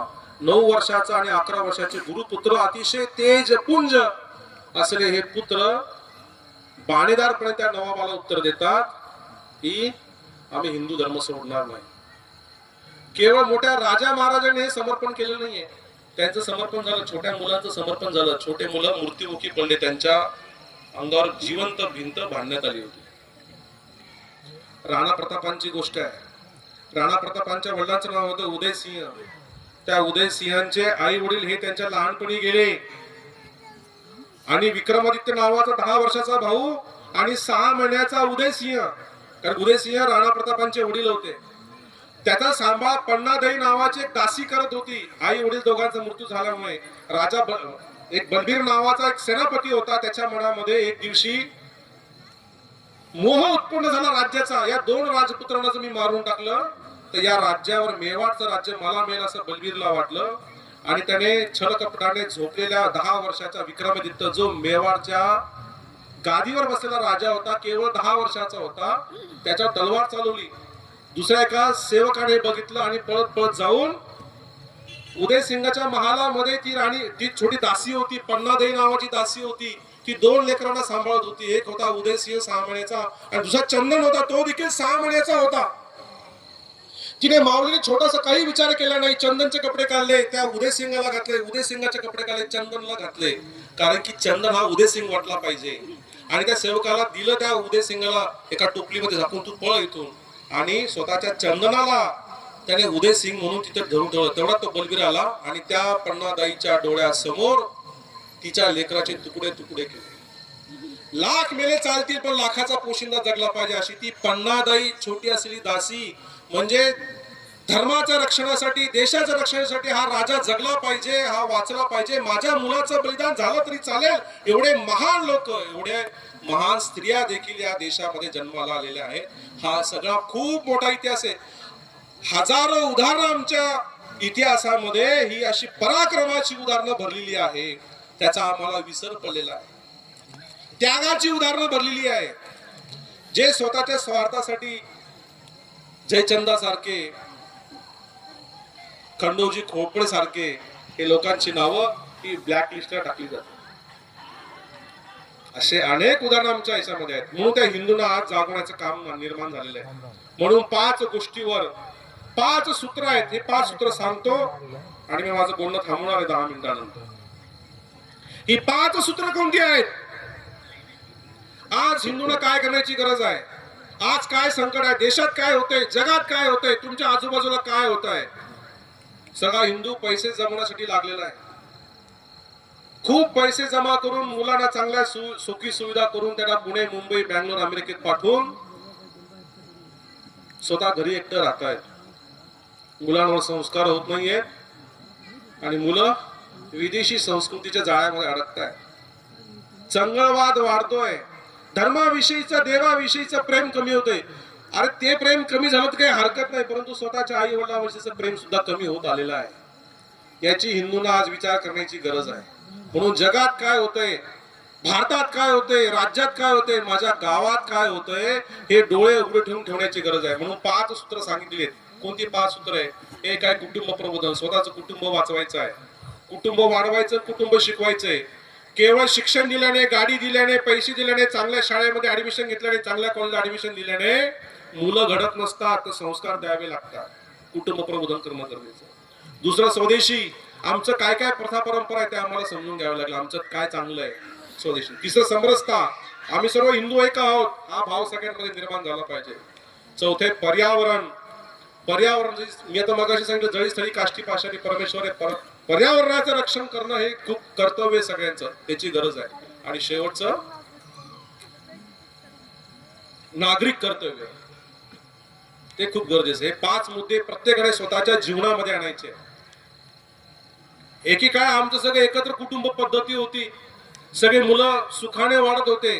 प्रत्येकाला प्रत्येक गोष्टी जरी मिळत नव्हत्या तरी सगळेजण समाधानी होते. गरीब असो, श्रीमंत असो, संपन्न कुटुंब असो, एकत्र कुटुंबामध्ये कोणाची इच्छा पूर्ण होत नव्हत्या, ना माऊलीच्या होत होत्या, ना लहान लेकरांच्या होत होत्या, ना माणसांच्या होत होत्या. त्याचंच नाव एकत्र कुटुंब आहे. तेच चांगलं होतं एकत्र कुटुंब. पण काळाच्या ओघामध्ये नोकरीसाठी, शिक्षणासाठी सगळ्यांना बाहेर जावं लागलं. काही हरकत नाही, जरी वेगवेगळ्या ठिकाणी राहिले तरी मनाने आम्ही सगळे एकत्र आहोत हा भाव सगळ्यांच्या मनामध्ये निर्माण झाला पाहिजे. बांधाला बांध असतो, घराला घर असतं. भाऊ भावाशी बोलत नाही, बहीण बहिणीशी बोलत नाही. संपत्तीच्या, शेतीमुळे, सोन्या नाण्यामुळे लेकरू बापाला बोलत नाही, सून सासूला बोलत नाही. हे का केलं ते का केलं. आज घरामध्ये सगळे संपन्नता आलेली, घर सिमेंट कॉन्क्रीटची झाली आहे, घरासमोर गाडी आलेली आहे, घरामध्ये LED टीव्ही आलेला आहे आणि 4 मोबाईल आलेले आहेत. चारही दिशांची घरात 4 लोक आहेत आणि चारींची तोंड ही किती दिशेला आहे? 4 दिशेला आहे. त्या मोबाईलने सगळा घात केलेला आहे आमचा. माणसं जवळ आणली परंतु नाते दूर केले या मोबाईलने. म्हणून दररोज संध्याकाळी सगळ्यांनी, माय माऊलींनी, सगळ्यात मोठं काम माय माऊलींचं आहे. हात पाय धुतल्याशिवाय आणि देवाचं दर्शन, देवाला मानू नका म्हणा, देवाला मानल्याशिवाय, देवाचा नमस्कार केल्याशिवाय जेवायला बसायचं नाही. जेवायला बसताना घरातल्या सगळ्या मंडळींनी एकत्र जेवायला बसलं पाहिजे. सकाळच्या वेळेला कोणाची शाळा असेल, कोणाची नोकरी असेल, कोणाला शेतावर जायचं असेल, सकाळी जर शक्य नसेल तर संध्याकाळी सगळ्यांनी एकत्र जेवायला बसलं पाहिजे. एकत्र जेवायला बसल्यानंतर 2 गोष्टी बंद करायच्या. काय बंद करायच्या आजी? कोणत्या 2 गोष्टी बंद करायच्या? एक टीव्ही आणि एक लहान लेकरांना कळालं बरोबर. आता सिरियल विषयी मी काय बोलत नाही, सिरियल विषयी बोलत नाही. काय काय आमच्या डोळ्यास वाहून ठेवले ना, आमच्या माय मला किती आनंदाने त्या बघतात. माझ्या नवऱ्याची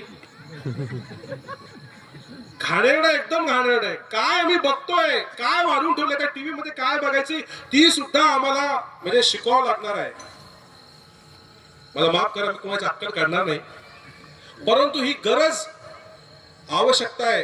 दररोज संध्याकाळचं जेवण घरातल्या सगळ्यांनी एकत्र जेवायचं. काही घरांमध्ये महिला पुरुष एकत्र जेवण करत नाही, सासू सुना एकत्र, सासऱ्यासमोर सून जेवण करत नाही. परंतु सगळ्यांना थोडस झुकतं माप द्यावं लागेल. जे ते ज्येष्ठ बसले सगळ्यांना माझी विनंती आहे, घर जर एक ठेवायचं असेल तर दररोज संध्याकाळचं जेवण सगळ्यांनी एकत्र करावं लागेल, एकत्र बसावं लागेल. लहान लेकरांना विचारायचं शाळेमध्ये काय झालं बा, तरुण मुला मुलींना विचारा शाळेमध्ये काय झालं, कुठे गेले होते, काय चाललेलं आहे. मोबाईल चेक करा. मोबाईल ठीक आहे चेक ना करू, परंतु ज्या वेळेला तुमचं नाणं जर खणखणीत असेल ते बाहेर तुमचं खणखणीत नाणं जशाचं तसं राहील. तुम्ही मुलावर जे संस्कार कमी जास्त झाले तर मुलगा बाहेर जाऊन काय होईल, व्यसनाधीन होणार आहे. कुठे जातोय, कोणत्या मुलासोबत राहतोय, कुठे सिगारेट पितोय का दारू पितोय, तुम्हाला पत्ता पण लागणार नाही. मुलगी तुमची कुठल्या चुकून कोणाच्या प्रेमात पडतंय का नाही पडतंय, कुठला तरी रहीम राम नाव सांगून तुमच्या मुलीला फसवेल हे सांगता येत नाही. केरला स्टोरी 1 आणि 2 सगळ्यांनी बघा, सगळ्यांच्या लक्षात येईल. म्हणून त्यांना सांगा, तुमचे प्रथा, परंपरा, संस्कृती, स्वदेशी काय आहे हे सांगावं लागेल हिंदूंना. तुम्ही काय आरती करता, उजव्या हाताने काय आरती करता, डाव्याने काय नाही करत, सांगा त्यांना. हजारो प्रकारचे सण उत्सव आहेत, काय आहेत सांगा. पितृपक्ष येतो, मेलेल्या आईबाप, आजी आजोबा, पंजोबा, खापर पंजोबा, त्यांचं स्मरण आम्ही करतो, त्यांच्या नावाने स्मरण करतो, त्यांच्या नावाने गोडधोड करतो, खातो. 15 दिवस पितृपक्ष चालतो. मेलेल्या स्वर्गवासी झालेल्या आमच्या पितरांना आम्ही जीव घालतो आणि जिवंत असलेल्या आमच्या आई वडिलांना ग्रामीण भागात फार विचित्र अवस्था झालेली आहे, फार कष्टाचं जीवन आलेलं. त्यांना आम्ही विचारत नाही. हे का निर्माण झालं? आम्ही स्वामी हरिपाठ कोणी करायचं, ज्यांचे केस पांढरे झाले त्यांनी करायचं. ज्ञानेश्वरी कोणी वाचायची, ज्यांचे केस पांढरे, हे आम्ही सांगितलं नाही आमच्या तरुण पिढीला. हे जोपर्यंत आम्ही सांगत नाही तोपर्यंत याच्यामध्ये बदल होणार नाही. नाहीतर दररोज वृद्धाश्रमाचे फोन आम्हाला येतात. लातूरमध्ये वृद्धाश्रम चालवतो आपण, दुर्दैवाने चालवतो, हाऊस नाही आपल्याला चालवण्याची. या देशामध्ये हजारो वर्षापासून दरवर्षी मेलेल्या स्वर्गवासी झालेल्या माता पित्यांचं तर्पण आपण करतो. त्या देशामध्ये वृद्धाश्रम उघडणे, अनाथाश्रम उघडणे ही भारतासाठी लाजिरवाणी गोष्ट आहे. म्हणून कुटुंब जेवढं घट्ट, जेवढा कुटुंबाचा संवाद चांगला तेवढं कुटुंब पुढे जाणार. मग तुम्हाला भीती नाहीये. मग तुमची मुलगी तुम्ही धाराशिवला ठेवा, लातूरला ठेवा, पुण्याला, मुंबईला, बँगलोरला ठेवा का अमेरिकेत ठेवा, तिची संस्कृती सोबतची नाळ घट्ट असेल. का टीका लावायचा इथे, टिकली का लावायची, विज्ञानाचं कारण सांगा, खोटं कारण सांगू नका. वेळ अमोशाला एवढं सगळं आम्ही वेगवेगळे खाद्यपदार्थ खातो, का खातो, त्याची शरीराला आवश्यकता आहे. डायटिशियनला विचारा, त्याच्या पाठीमागे विज्ञान आहे, अंधश्रद्धा नाहीये. वटपौर्णिमा का करतात, त्याच्या पाठीमागे कारण आहे. महिलेचं आणि तुळशीसोबत महिला फेऱ्या मारते ना, पुरुष नाही मारत. ते काय आहे, कशासाठी आहे ते सांगावं लागेल आम्हाला. त्याची पुस्तकं उपलब्ध आहे. पूर्वीच्या काळी गॅस नव्हते, माय माऊली खटलं सगळं घराचं 15, 20, 30 माणसाचा स्वयंपाक करावा लागायचा. 2 तास 4 तास त्या चुलीजवळ राहायचे. चुलीला म्हणजे अग्नी द्यावा लागायचा. अग्नी म्हणजे तिला ऑक्सिजन लागतो, वातावरणाचा ऑक्सिजन ते अग्नी हुडून घेत होती. त्यासोबत ज्या माया माऊल्या चुलीजवळ बसायच्या त्यांच्या शरीरामध्ये सुद्धा ऑक्सिजन तोही अग्नी हुडून घेते. मग ऑक्सिजनची कमतरता त्या माया माऊलीच्या शरीरामध्ये कमी होऊन जाते. तो ऑक्सिजन कुठे मिळेल, तर मग त्या तुळशीच्या सहवासामध्ये राहिल्यामुळे, जी तुळशी एकमेव वनस्पती अशी आहे जी 24 तास ऑक्सिजन देते, तिच्या सोबत फेऱ्या घ्याव्या लागतात. मध्ये तिच्या शरीरामधला जो कमी झालेला ऑक्सिजन आहे तो तुळशीमुळे येईल. मी एकच गोष्ट सांगितली, अशा 1000 गोष्टी आहेत, 1000 संस्कृती, 1000 परंपरा आहेत, 1000 सण आहेत, 1000 उत्सव आहेत. याच्या पाठीमागचं कारण काय आहे हे आमच्या पिढीला तुम्ही सांगणार नाही तोपर्यंत आमची मुलगी टिकली लावणार नाही, गजरा बांधणार नाही. स्त्रीचं सौंदर्य हे लाजण्यात असतं, पूर्ण कपड्यामध्ये असतं. पुरुषाचं सौंदर्य कशात, राकटपणामध्ये असतं, विनयतेमध्ये असतं, बलशाली. आज आमची सगळी पिढी ही मोबाईलच्या मागे लागलेली आहे. तर केवळ आणि केवळ आमच्या कुटुंबामध्ये आम्ही संस्कार सोडलेले आहेत. मग शिकलेला असो, गरीब असो, श्रीमंत असो, काही असो, रात्रीचं जेवण एकत्र बसायचं. आठवड्यातून एकदा तरी किमान देवाचं नामस्मरण करायचं. तुम्हाला पटो न पटो, देव मानो न मानो, नामस्मरण करायचं. मन शांत राहतं, मन एकाग्र राहतं म्हणून करायचंय. वर्षात एकदा केव्हा तरी पर्यटन स्थळी जाऊन या, नाहीतर मग 4 धाम तरी करून या. 4 धाम नाही तर पंढरपूरला तरी जाऊन या. परंतु सगळं कुटुंब सोबत गेलं पाहिजे, सगळे लेकर बाळा सोबत गेलं पाहिजे. तुमची कुलदेवता कुठे आहे? मोठे मोठे उद्योगपती अंबानी अदानी ते सुद्धा त्यांच्या कुलदेवतेला जातात आणि आमच्या कुलदेवता आम्ही सोडल्या. पुढची पिढी मानो ना मानो तुम्हाला सांगावं लागणार हे का करायचं आहे. म्हणून प्रत्येक गोष्ट का करायची हे आम्हाला सांगावं लागेल. म्हणून कुटुंब प्रबोधनाच्या माध्यमातून सांगावं लागेल. तरुणांशी संवाद करावा लागेल, मित्राचं नातं स्थापन करावं लागेल, लहान लेकरांशी बोलावं लागेल, शाळेत काय होतंय, घरी काय होतंय सांगावं लागेल.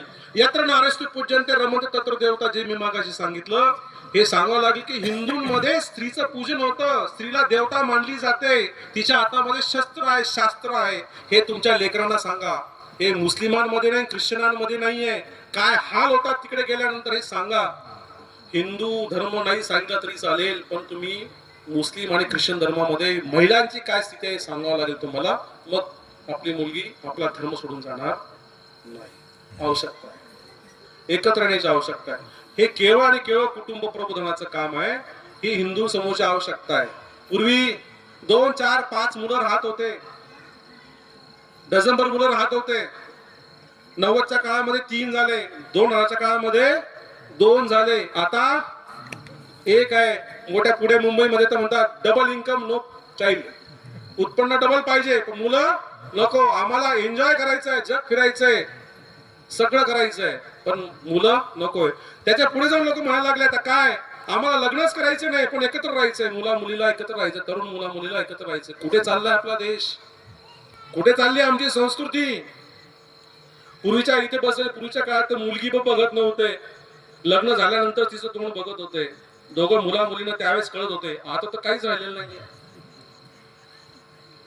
कुठली तरी आमची श्रद्धा जाते, प्रेमाच्या जाळ्यामध्ये ओढली जाते. 20, 21, 22 वर्ष तळ हाताच्या फोडावरती ज्या मायबापांनी जपलेलं आहे, तर 6 महिन्याच्या त्या रहीमसाठी सोडून देते त्या मायबापांना आणि काय करते, स्वतःचे 36 तुकडे करून घेते आणि फ्रीज मध्ये तिचे 36 तुकडे सापडतात.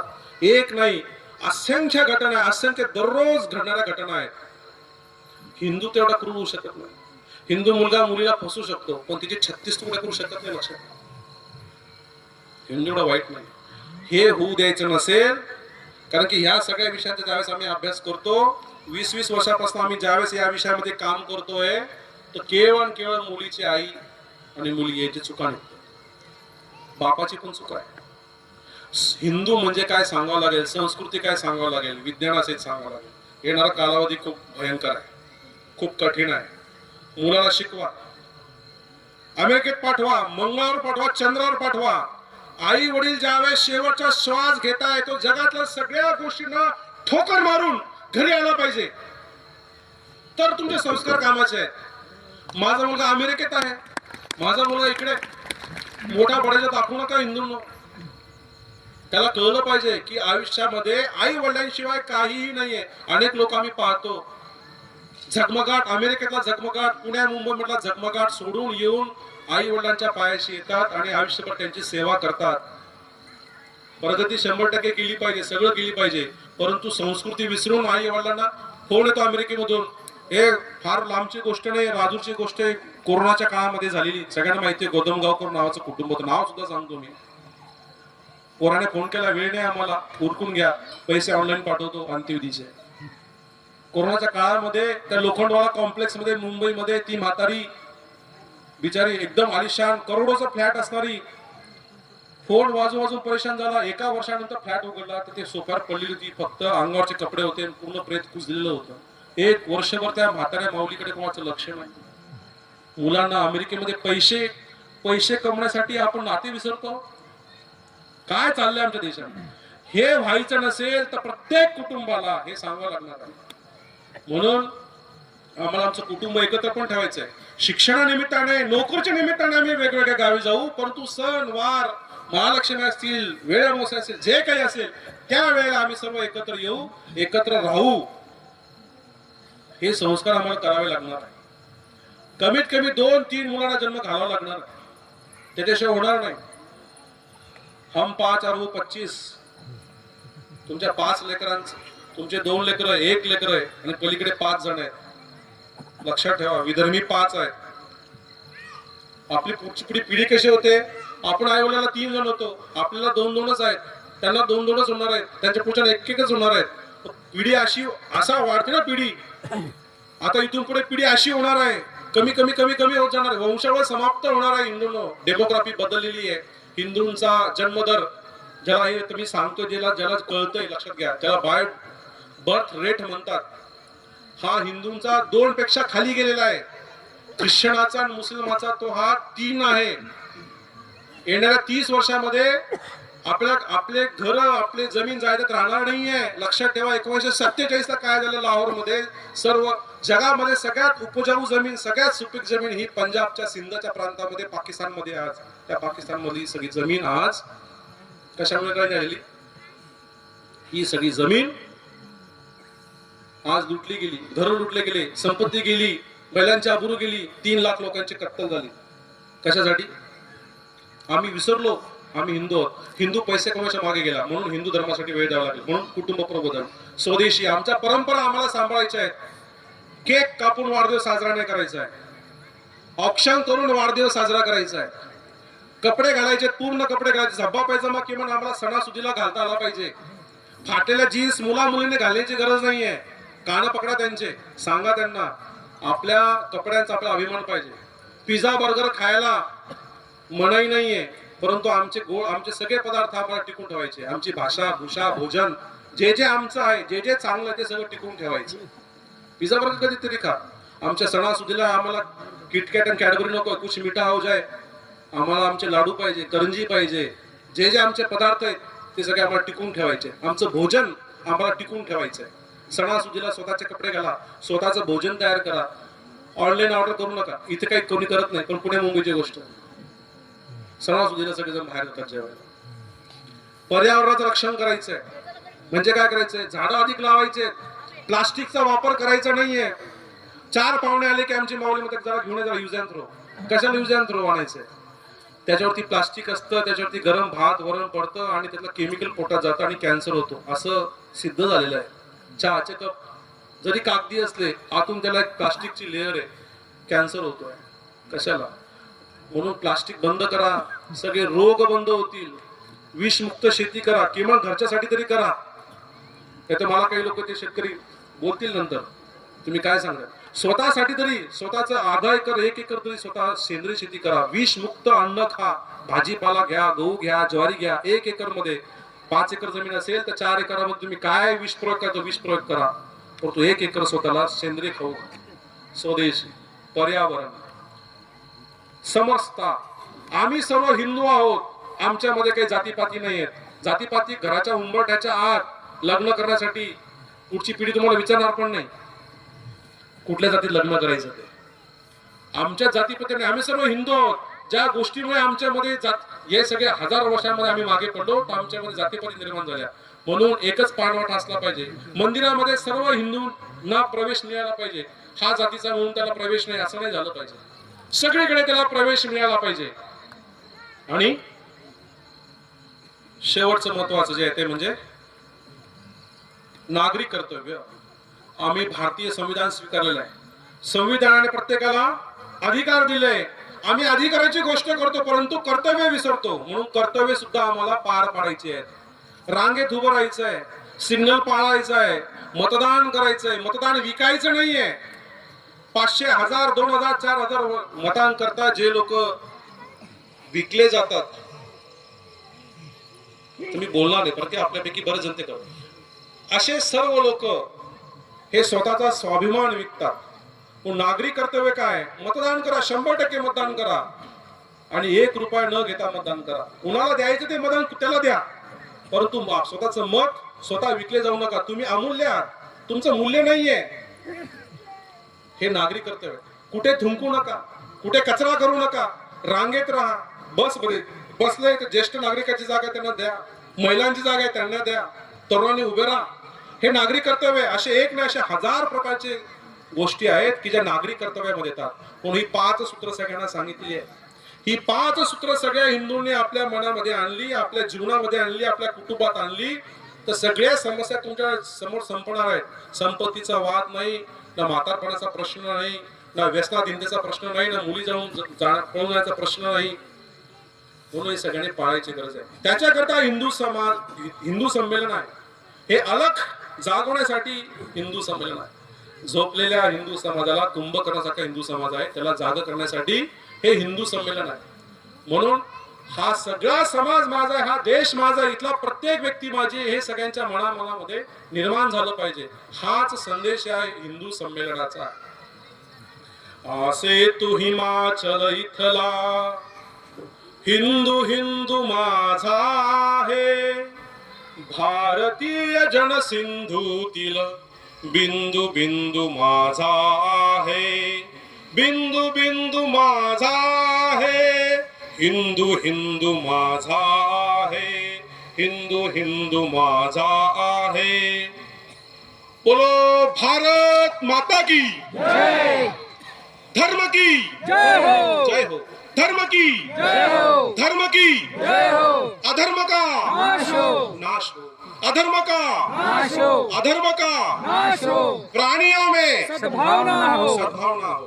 प्राणियों में सद्भावना हो. प्राणियों में सद्भावना हो. विश्व का कल्याण हो. कल्याण हो. विश्व का कल्याण हो. माता भगिनीकडनं आवाज येत नाहीये. विश्व का कल्याण हो. विश्व का कल्याण हो.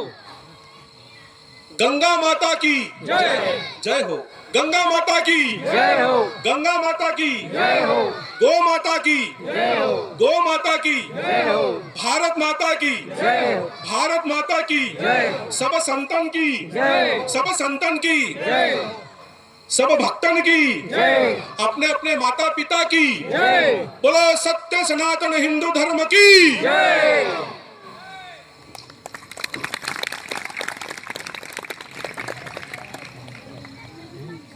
राजेशजी अतिशय सुंदर असं उद्बोधन आपण या ठिकाणी केलेलं आहे. आपले खूप खूप धन्यवाद. यानंतर हरिभक्त परायण नवनाथ महाराज चिखलीकर यांना विनंती करतो की त्यांनी या ठिकाणी मार्गदर्शन करायचं आहे. हरिभक्त परायण नवनाथ महाराज चिखलीकर.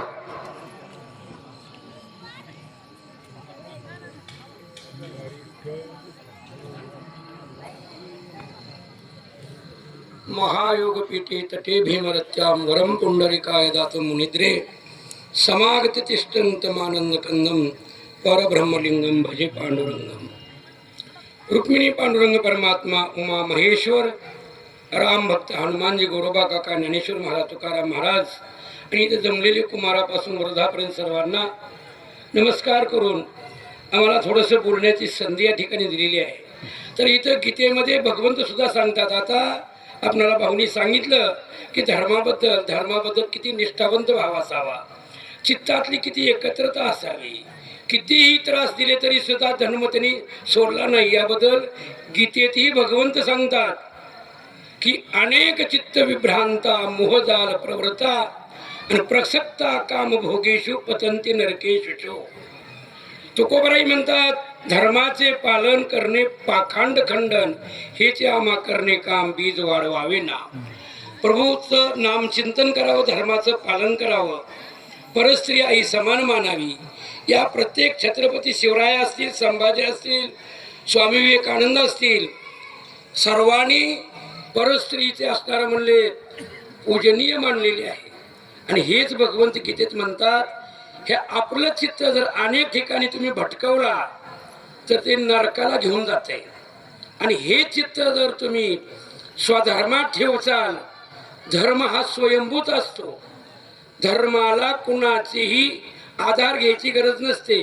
राजसत्ता जरी आली तर राजसत्तेनं धर्मसत्तेचा आश्रय घ्यावाच लागतो.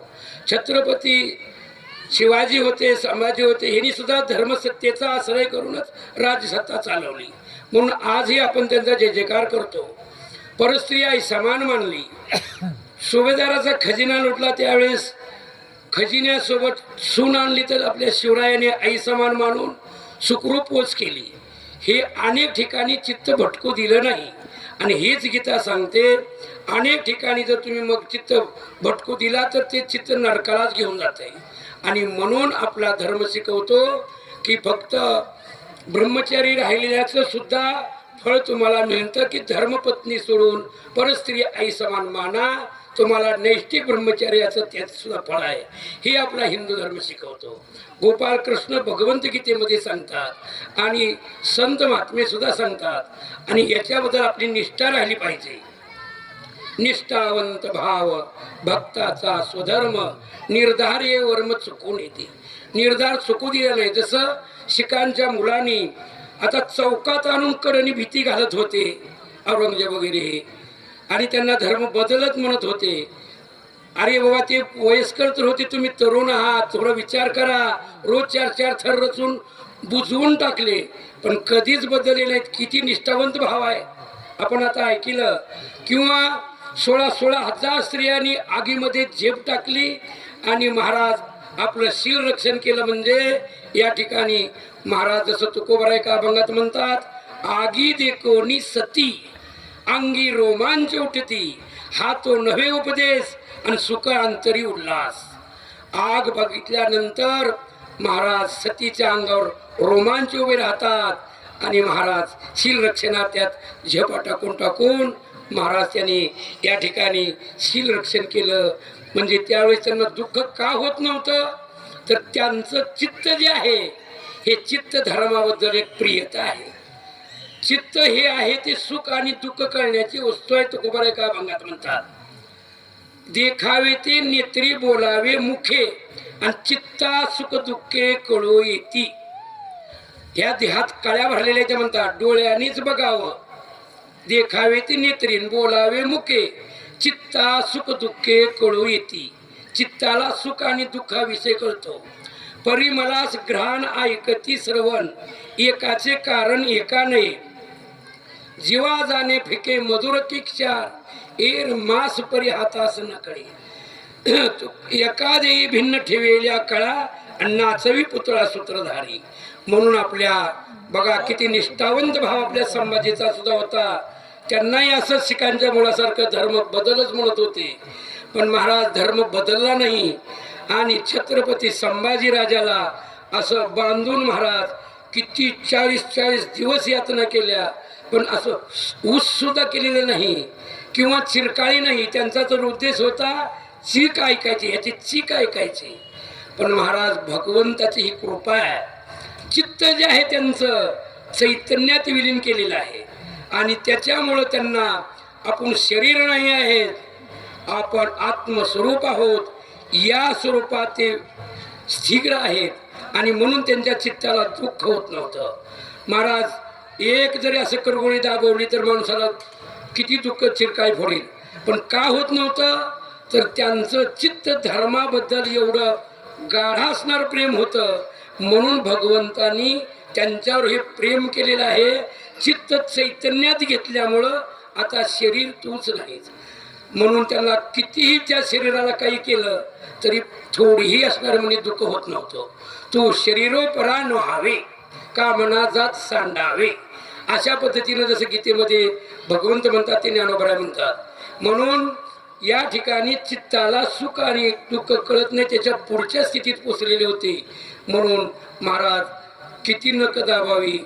महाराज ही काय पद्धत असते का अशी विराला असं करण्याची, पण असं केलेलं आपण सावध राहिलं पाहिजे.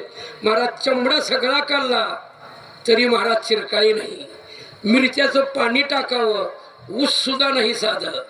महाराज जीभ अशी ओढून काढावी ऊस नाही, डोळ्याने असं वाघासारखं बघावं, डोळ्यात गजण्या घालाव्या तरी रडलेलं पाणी नाही, जळकं पाणी आलं असेल. काय त्या छत्रपती संभाजीला कोण्या स्थितीत भगवंतांनी पोचवलेले आहे, फक्त धर्माबद्दल प्रेम आहे म्हणून महाराज त्यांना कसलंच दुःख नव्हतं.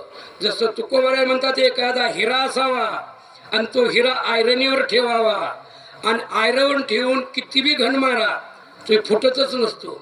उलट त्या करणी करणाराच हे होतं, हिरा ठेविता आयरणी वाचे मारिता घनी, आणि तोच मोल पावे खरा करणीचा होई चुरा. म्हणजे ती करणी केली त्याचा चुरा होतो. काही बी हिरा फोडायला करणी करू दे त्याचा चुरा. तसं छत्रपती संभाजी म्हणजे आपला हिरा आहे आणि आयरनीवर घेतला असं किती त्याला चीक ऐकायला, पण नाही चीक ऐकायला भेटली महाराज, तो हिराच ठरला, त्याच्या करणीचा चुरा झाला महाराज.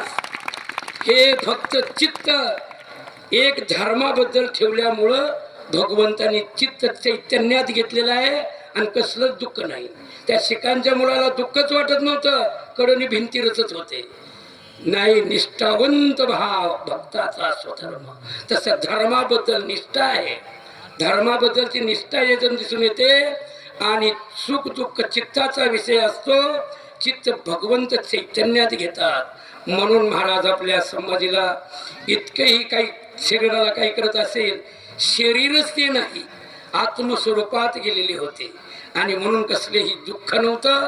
आणि याच्या विरोधात पहा, म्हणजे हे जीव दशीत राहिलेले नाहीत आपले संभाजी, शिवस्वरूपात भगवत स्वरूपात विलीन झालेले आहेत, म्हणून दुःख नाही.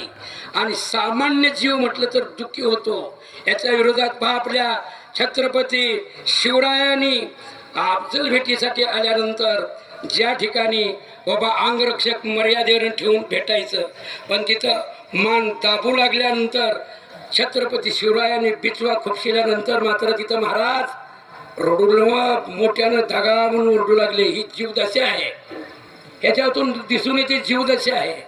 पण महाराज संभाजीला इतकेही दिवस पीडा करत होते, पण ऊस सुद्धा नाही का चीक नाही, याच्यातून ओळखू येते त्याच्या चित्तातली निष्ठता.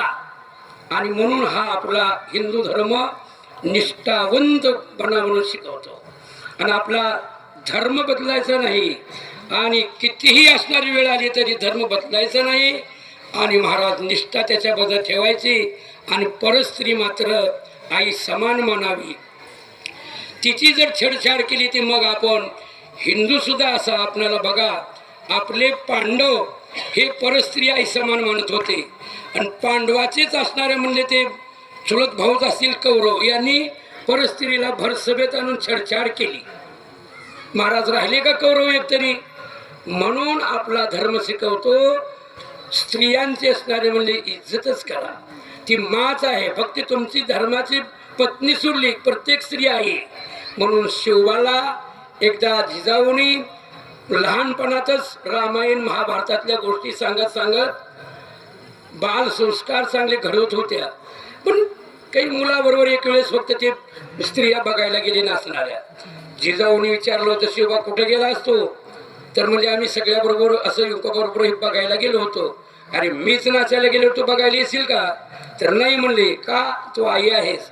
मग तसं शोभा तुला रामायण एवढ्यासाठी सांगते की राम प्रभूंनी जसं आपली धर्मपत्नी सोडली की प्रत्येक स्त्री आई प्रमाण मानली, तसं मी जिजाऊ जशी तुला आई वाटते तसं महाराज तुझी धर्मपत्नी सोडली की सगळ्या जिजाऊ प्रमाण वाटाव्या रे. म्हणून सुभाषधराच्या सुनेला सुद्धा जिजाऊ प्रमाण समजून त्यांनी मला सुखरूप पोचवलं. हे आपला धर्म शिकवतो. हा हिंदू धर्म असणार आहे. आणि स्त्रियाची असणाऱ्या मुली या ठिकाणी छेडछाड न करता तिला मानत दिला पाहिजे हे शिकवतं. धर्माचं पालन करावं. मदिरा प्राशन मांसाहार करू नये. गायीची सेवा करावी, आईची सेवा करावी, तुळशीची सेवा करावी. तुळशी आपल्याला ऑक्सिजन देते. आणि महाराज हे आपला धर्म शिकवतो. पिंपळ वृक्ष, वटवृक्ष हे सुद्धा ऑक्सिजन देतात आपल्याला सारखेच. म्हणून आपला हिंदू धर्म सर्वश्रेष्ठ आहे. ग्रंथामधूनही आपल्याला कळतं. अनेक हा धर्म जो आहे ते सनातन आहे, म्हणजे स्वयंभूच आहे. राजसत्ता जरी आली तर राजसत्तेनं धर्मसत्तेचाच शिवरायासारखा आश्रय घ्यावा. तो स्वतः स्वयंभूच असते, त्याला कुणाचाच आधार घ्यावा लागत नाही. तो स्वयंभू आहे. तसं आपण मात्र धर्मसत्तेचा आश्रय घेतला की तिथं विजयच असतो. तर कुमारापासून वृद्धापर्यंत सर्वांना अशी सद्बुद्धी लाभो. आणि महाराज या ठिकाणी सद्बुद्धी लाभो आणि ह्या धर्माचं रक्षण हो हीच प्रभूचरणी प्रार्थना करू. आणि दुष्टांचा असणारा म्हणजे संहार हो. महाराज प्रभू रामचंद्रांनी ज्यावेळेस पंचवटीच्या ठिकाणी लक्ष्मणाला फळ आणायला लावल्यावर एक अचानक त्यांच्या हातात तलवार आली होती. आणि ते लक्ष्मणानं पाहिले एवढं शस्त्र किती तीक्ष्ण आहे. एका टेकावर मारल्याबरोबर तिथं एक शिर धडा वेगळं पडलं. लक्ष्मणाला दुःख झालं. रामाकडे घेऊन तलवार आली. दुःखी झालेले आहेत लक्ष्मण. काय झाले लक्ष्मणा? हे कुठून तलवार माझ्या हातात आली? म्हणले विनाकर कोणतरी ऋषी मेला काय की म्हणले मी टेकावर आणली तर म्हणले. राम प्रभूने फक्त ध्यान लावून पाहिलं. लक्ष्मणा अरे हे शस्त्र भेटावं म्हणून त्या रावणाची बहीण जी शूर्पणखा तिचा मुलगा असणारा म्हणजे तो सांब होता. आणि तो एवढी तपस्या करत होता की मला खड्ग भेटावं म्हणून. पण ही शस्त्रदेवता खड्ग देवता म्हणते या दुष्टाच्या हातात जाऊन सज्जनाला पीडा करण्यापेक्षा सज्जनाच्या हातात जाईल आणि या दुष्टाचा नाश करेन.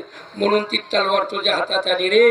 जसं ज्ञानोबा म्हणतात सज्जना करवी गुढी सुखाची बोळी. तर या ठिकाणी महाराज याचा धर्माचं पालन झालं की सज्जना करून भगवंत हे कार्य करूनच घेत असतात. आणि हे सगळे असणारे म्हणजे सनातन धर्म पालन करून हेच कार्य करत आहेत. स्त्रियांची अब्रू राखायचं काम महाराज माता पित्याची सेवा करायचं काम शिकवतात. संतांनी हेच शिकवलेलं आहे महाराज. हेच कार्य असणार केलेलं आहे. म्हणूनच जगदंबेनं शिवरायांना सुद्धा तलवार एवढ्यासाठी दिली ती जसं लक्ष्मणाला तलवार आली तसं की बाबा दुष्टांचं हनन करायला आणि स्त्रियाची छेडछाड थांबवायला. गोहत्या होत असतील तिथं शिवरायांनी कधी कधी वरच्यावरी हात तोडलेले आहेत महाराज कसायचे. हे गायीचं रक्षण करण्यासाठी शिवराय होते. आपण सुद्धा गायीची सेवा आई बापांची सेवा ही केली पाहिजे. धर्माचं पालन केलं पाहिजे. परस्त्री आई समान मानली पाहिजे. मदिरा प्राशन न केली पाहिजे. आणि महाराज शक्ती सांभाळली पाहिजे. आणि या ठिकाणी धर्म पालन करून आईवडिलाची सेवा करून गोरोबा काकांची ज्ञानोबा तुकोबारायांची ग्रंथ आपण वाचले पाहिजेत. आणि त्याच्यानुसार असणार म्हणले आपण व्यसनापासून दूर राहिलं पाहिजे. आणि मग आपल्याला खऱ्या अर्थानं सुख आहे. तर ही सेवा आमची ही 2 शब्द बोलायची संधी दिलेली आहे. तर कुमारापासून वृद्धापर्यंत सर्वांना सद्बुद्धी लाभो हीच प्रार्थना प्रभूचरणी काकाच्या चरणी करतो. जी काही बोललं असेल ते गोरोबा काकांचीच कृपा आहे. ज्ञानोबरायांची कृपा आहे. तुकोबारायांची कृपा आहे. तर एवढंच असणार म्हणजे बोलून मी 2 शब्द संपवतो. पुंडलिक वरदा हरी विठ्ठल श्री ज्ञानदेव तुका गोपाल कृष्ण भगवान की.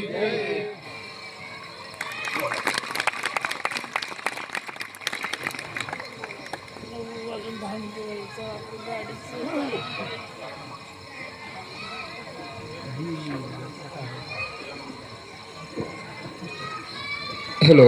या ठिकाणी अवघ्या 5 मिनिटांमध्ये कार्यक्रम संपतोय. कल्याण मंत्र या ठिकाणी होईल. कल्याण मंत्रानंतर आभार एक 5 मिनिटामध्ये आणि परत कार्यक्रम संपन्न होईल. दुरुस्ती करतो. 5 मिनिट नाही, फक्त 1 मिनिटामध्ये संपणार आहे. सगळ्यांनी हात वरती करा.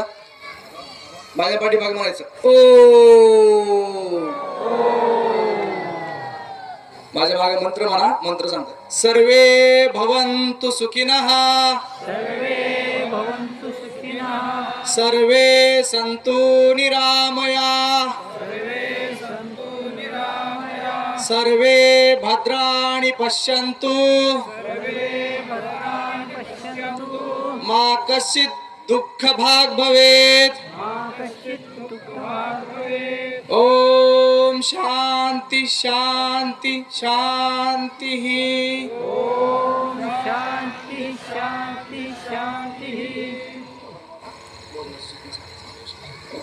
हॅलो.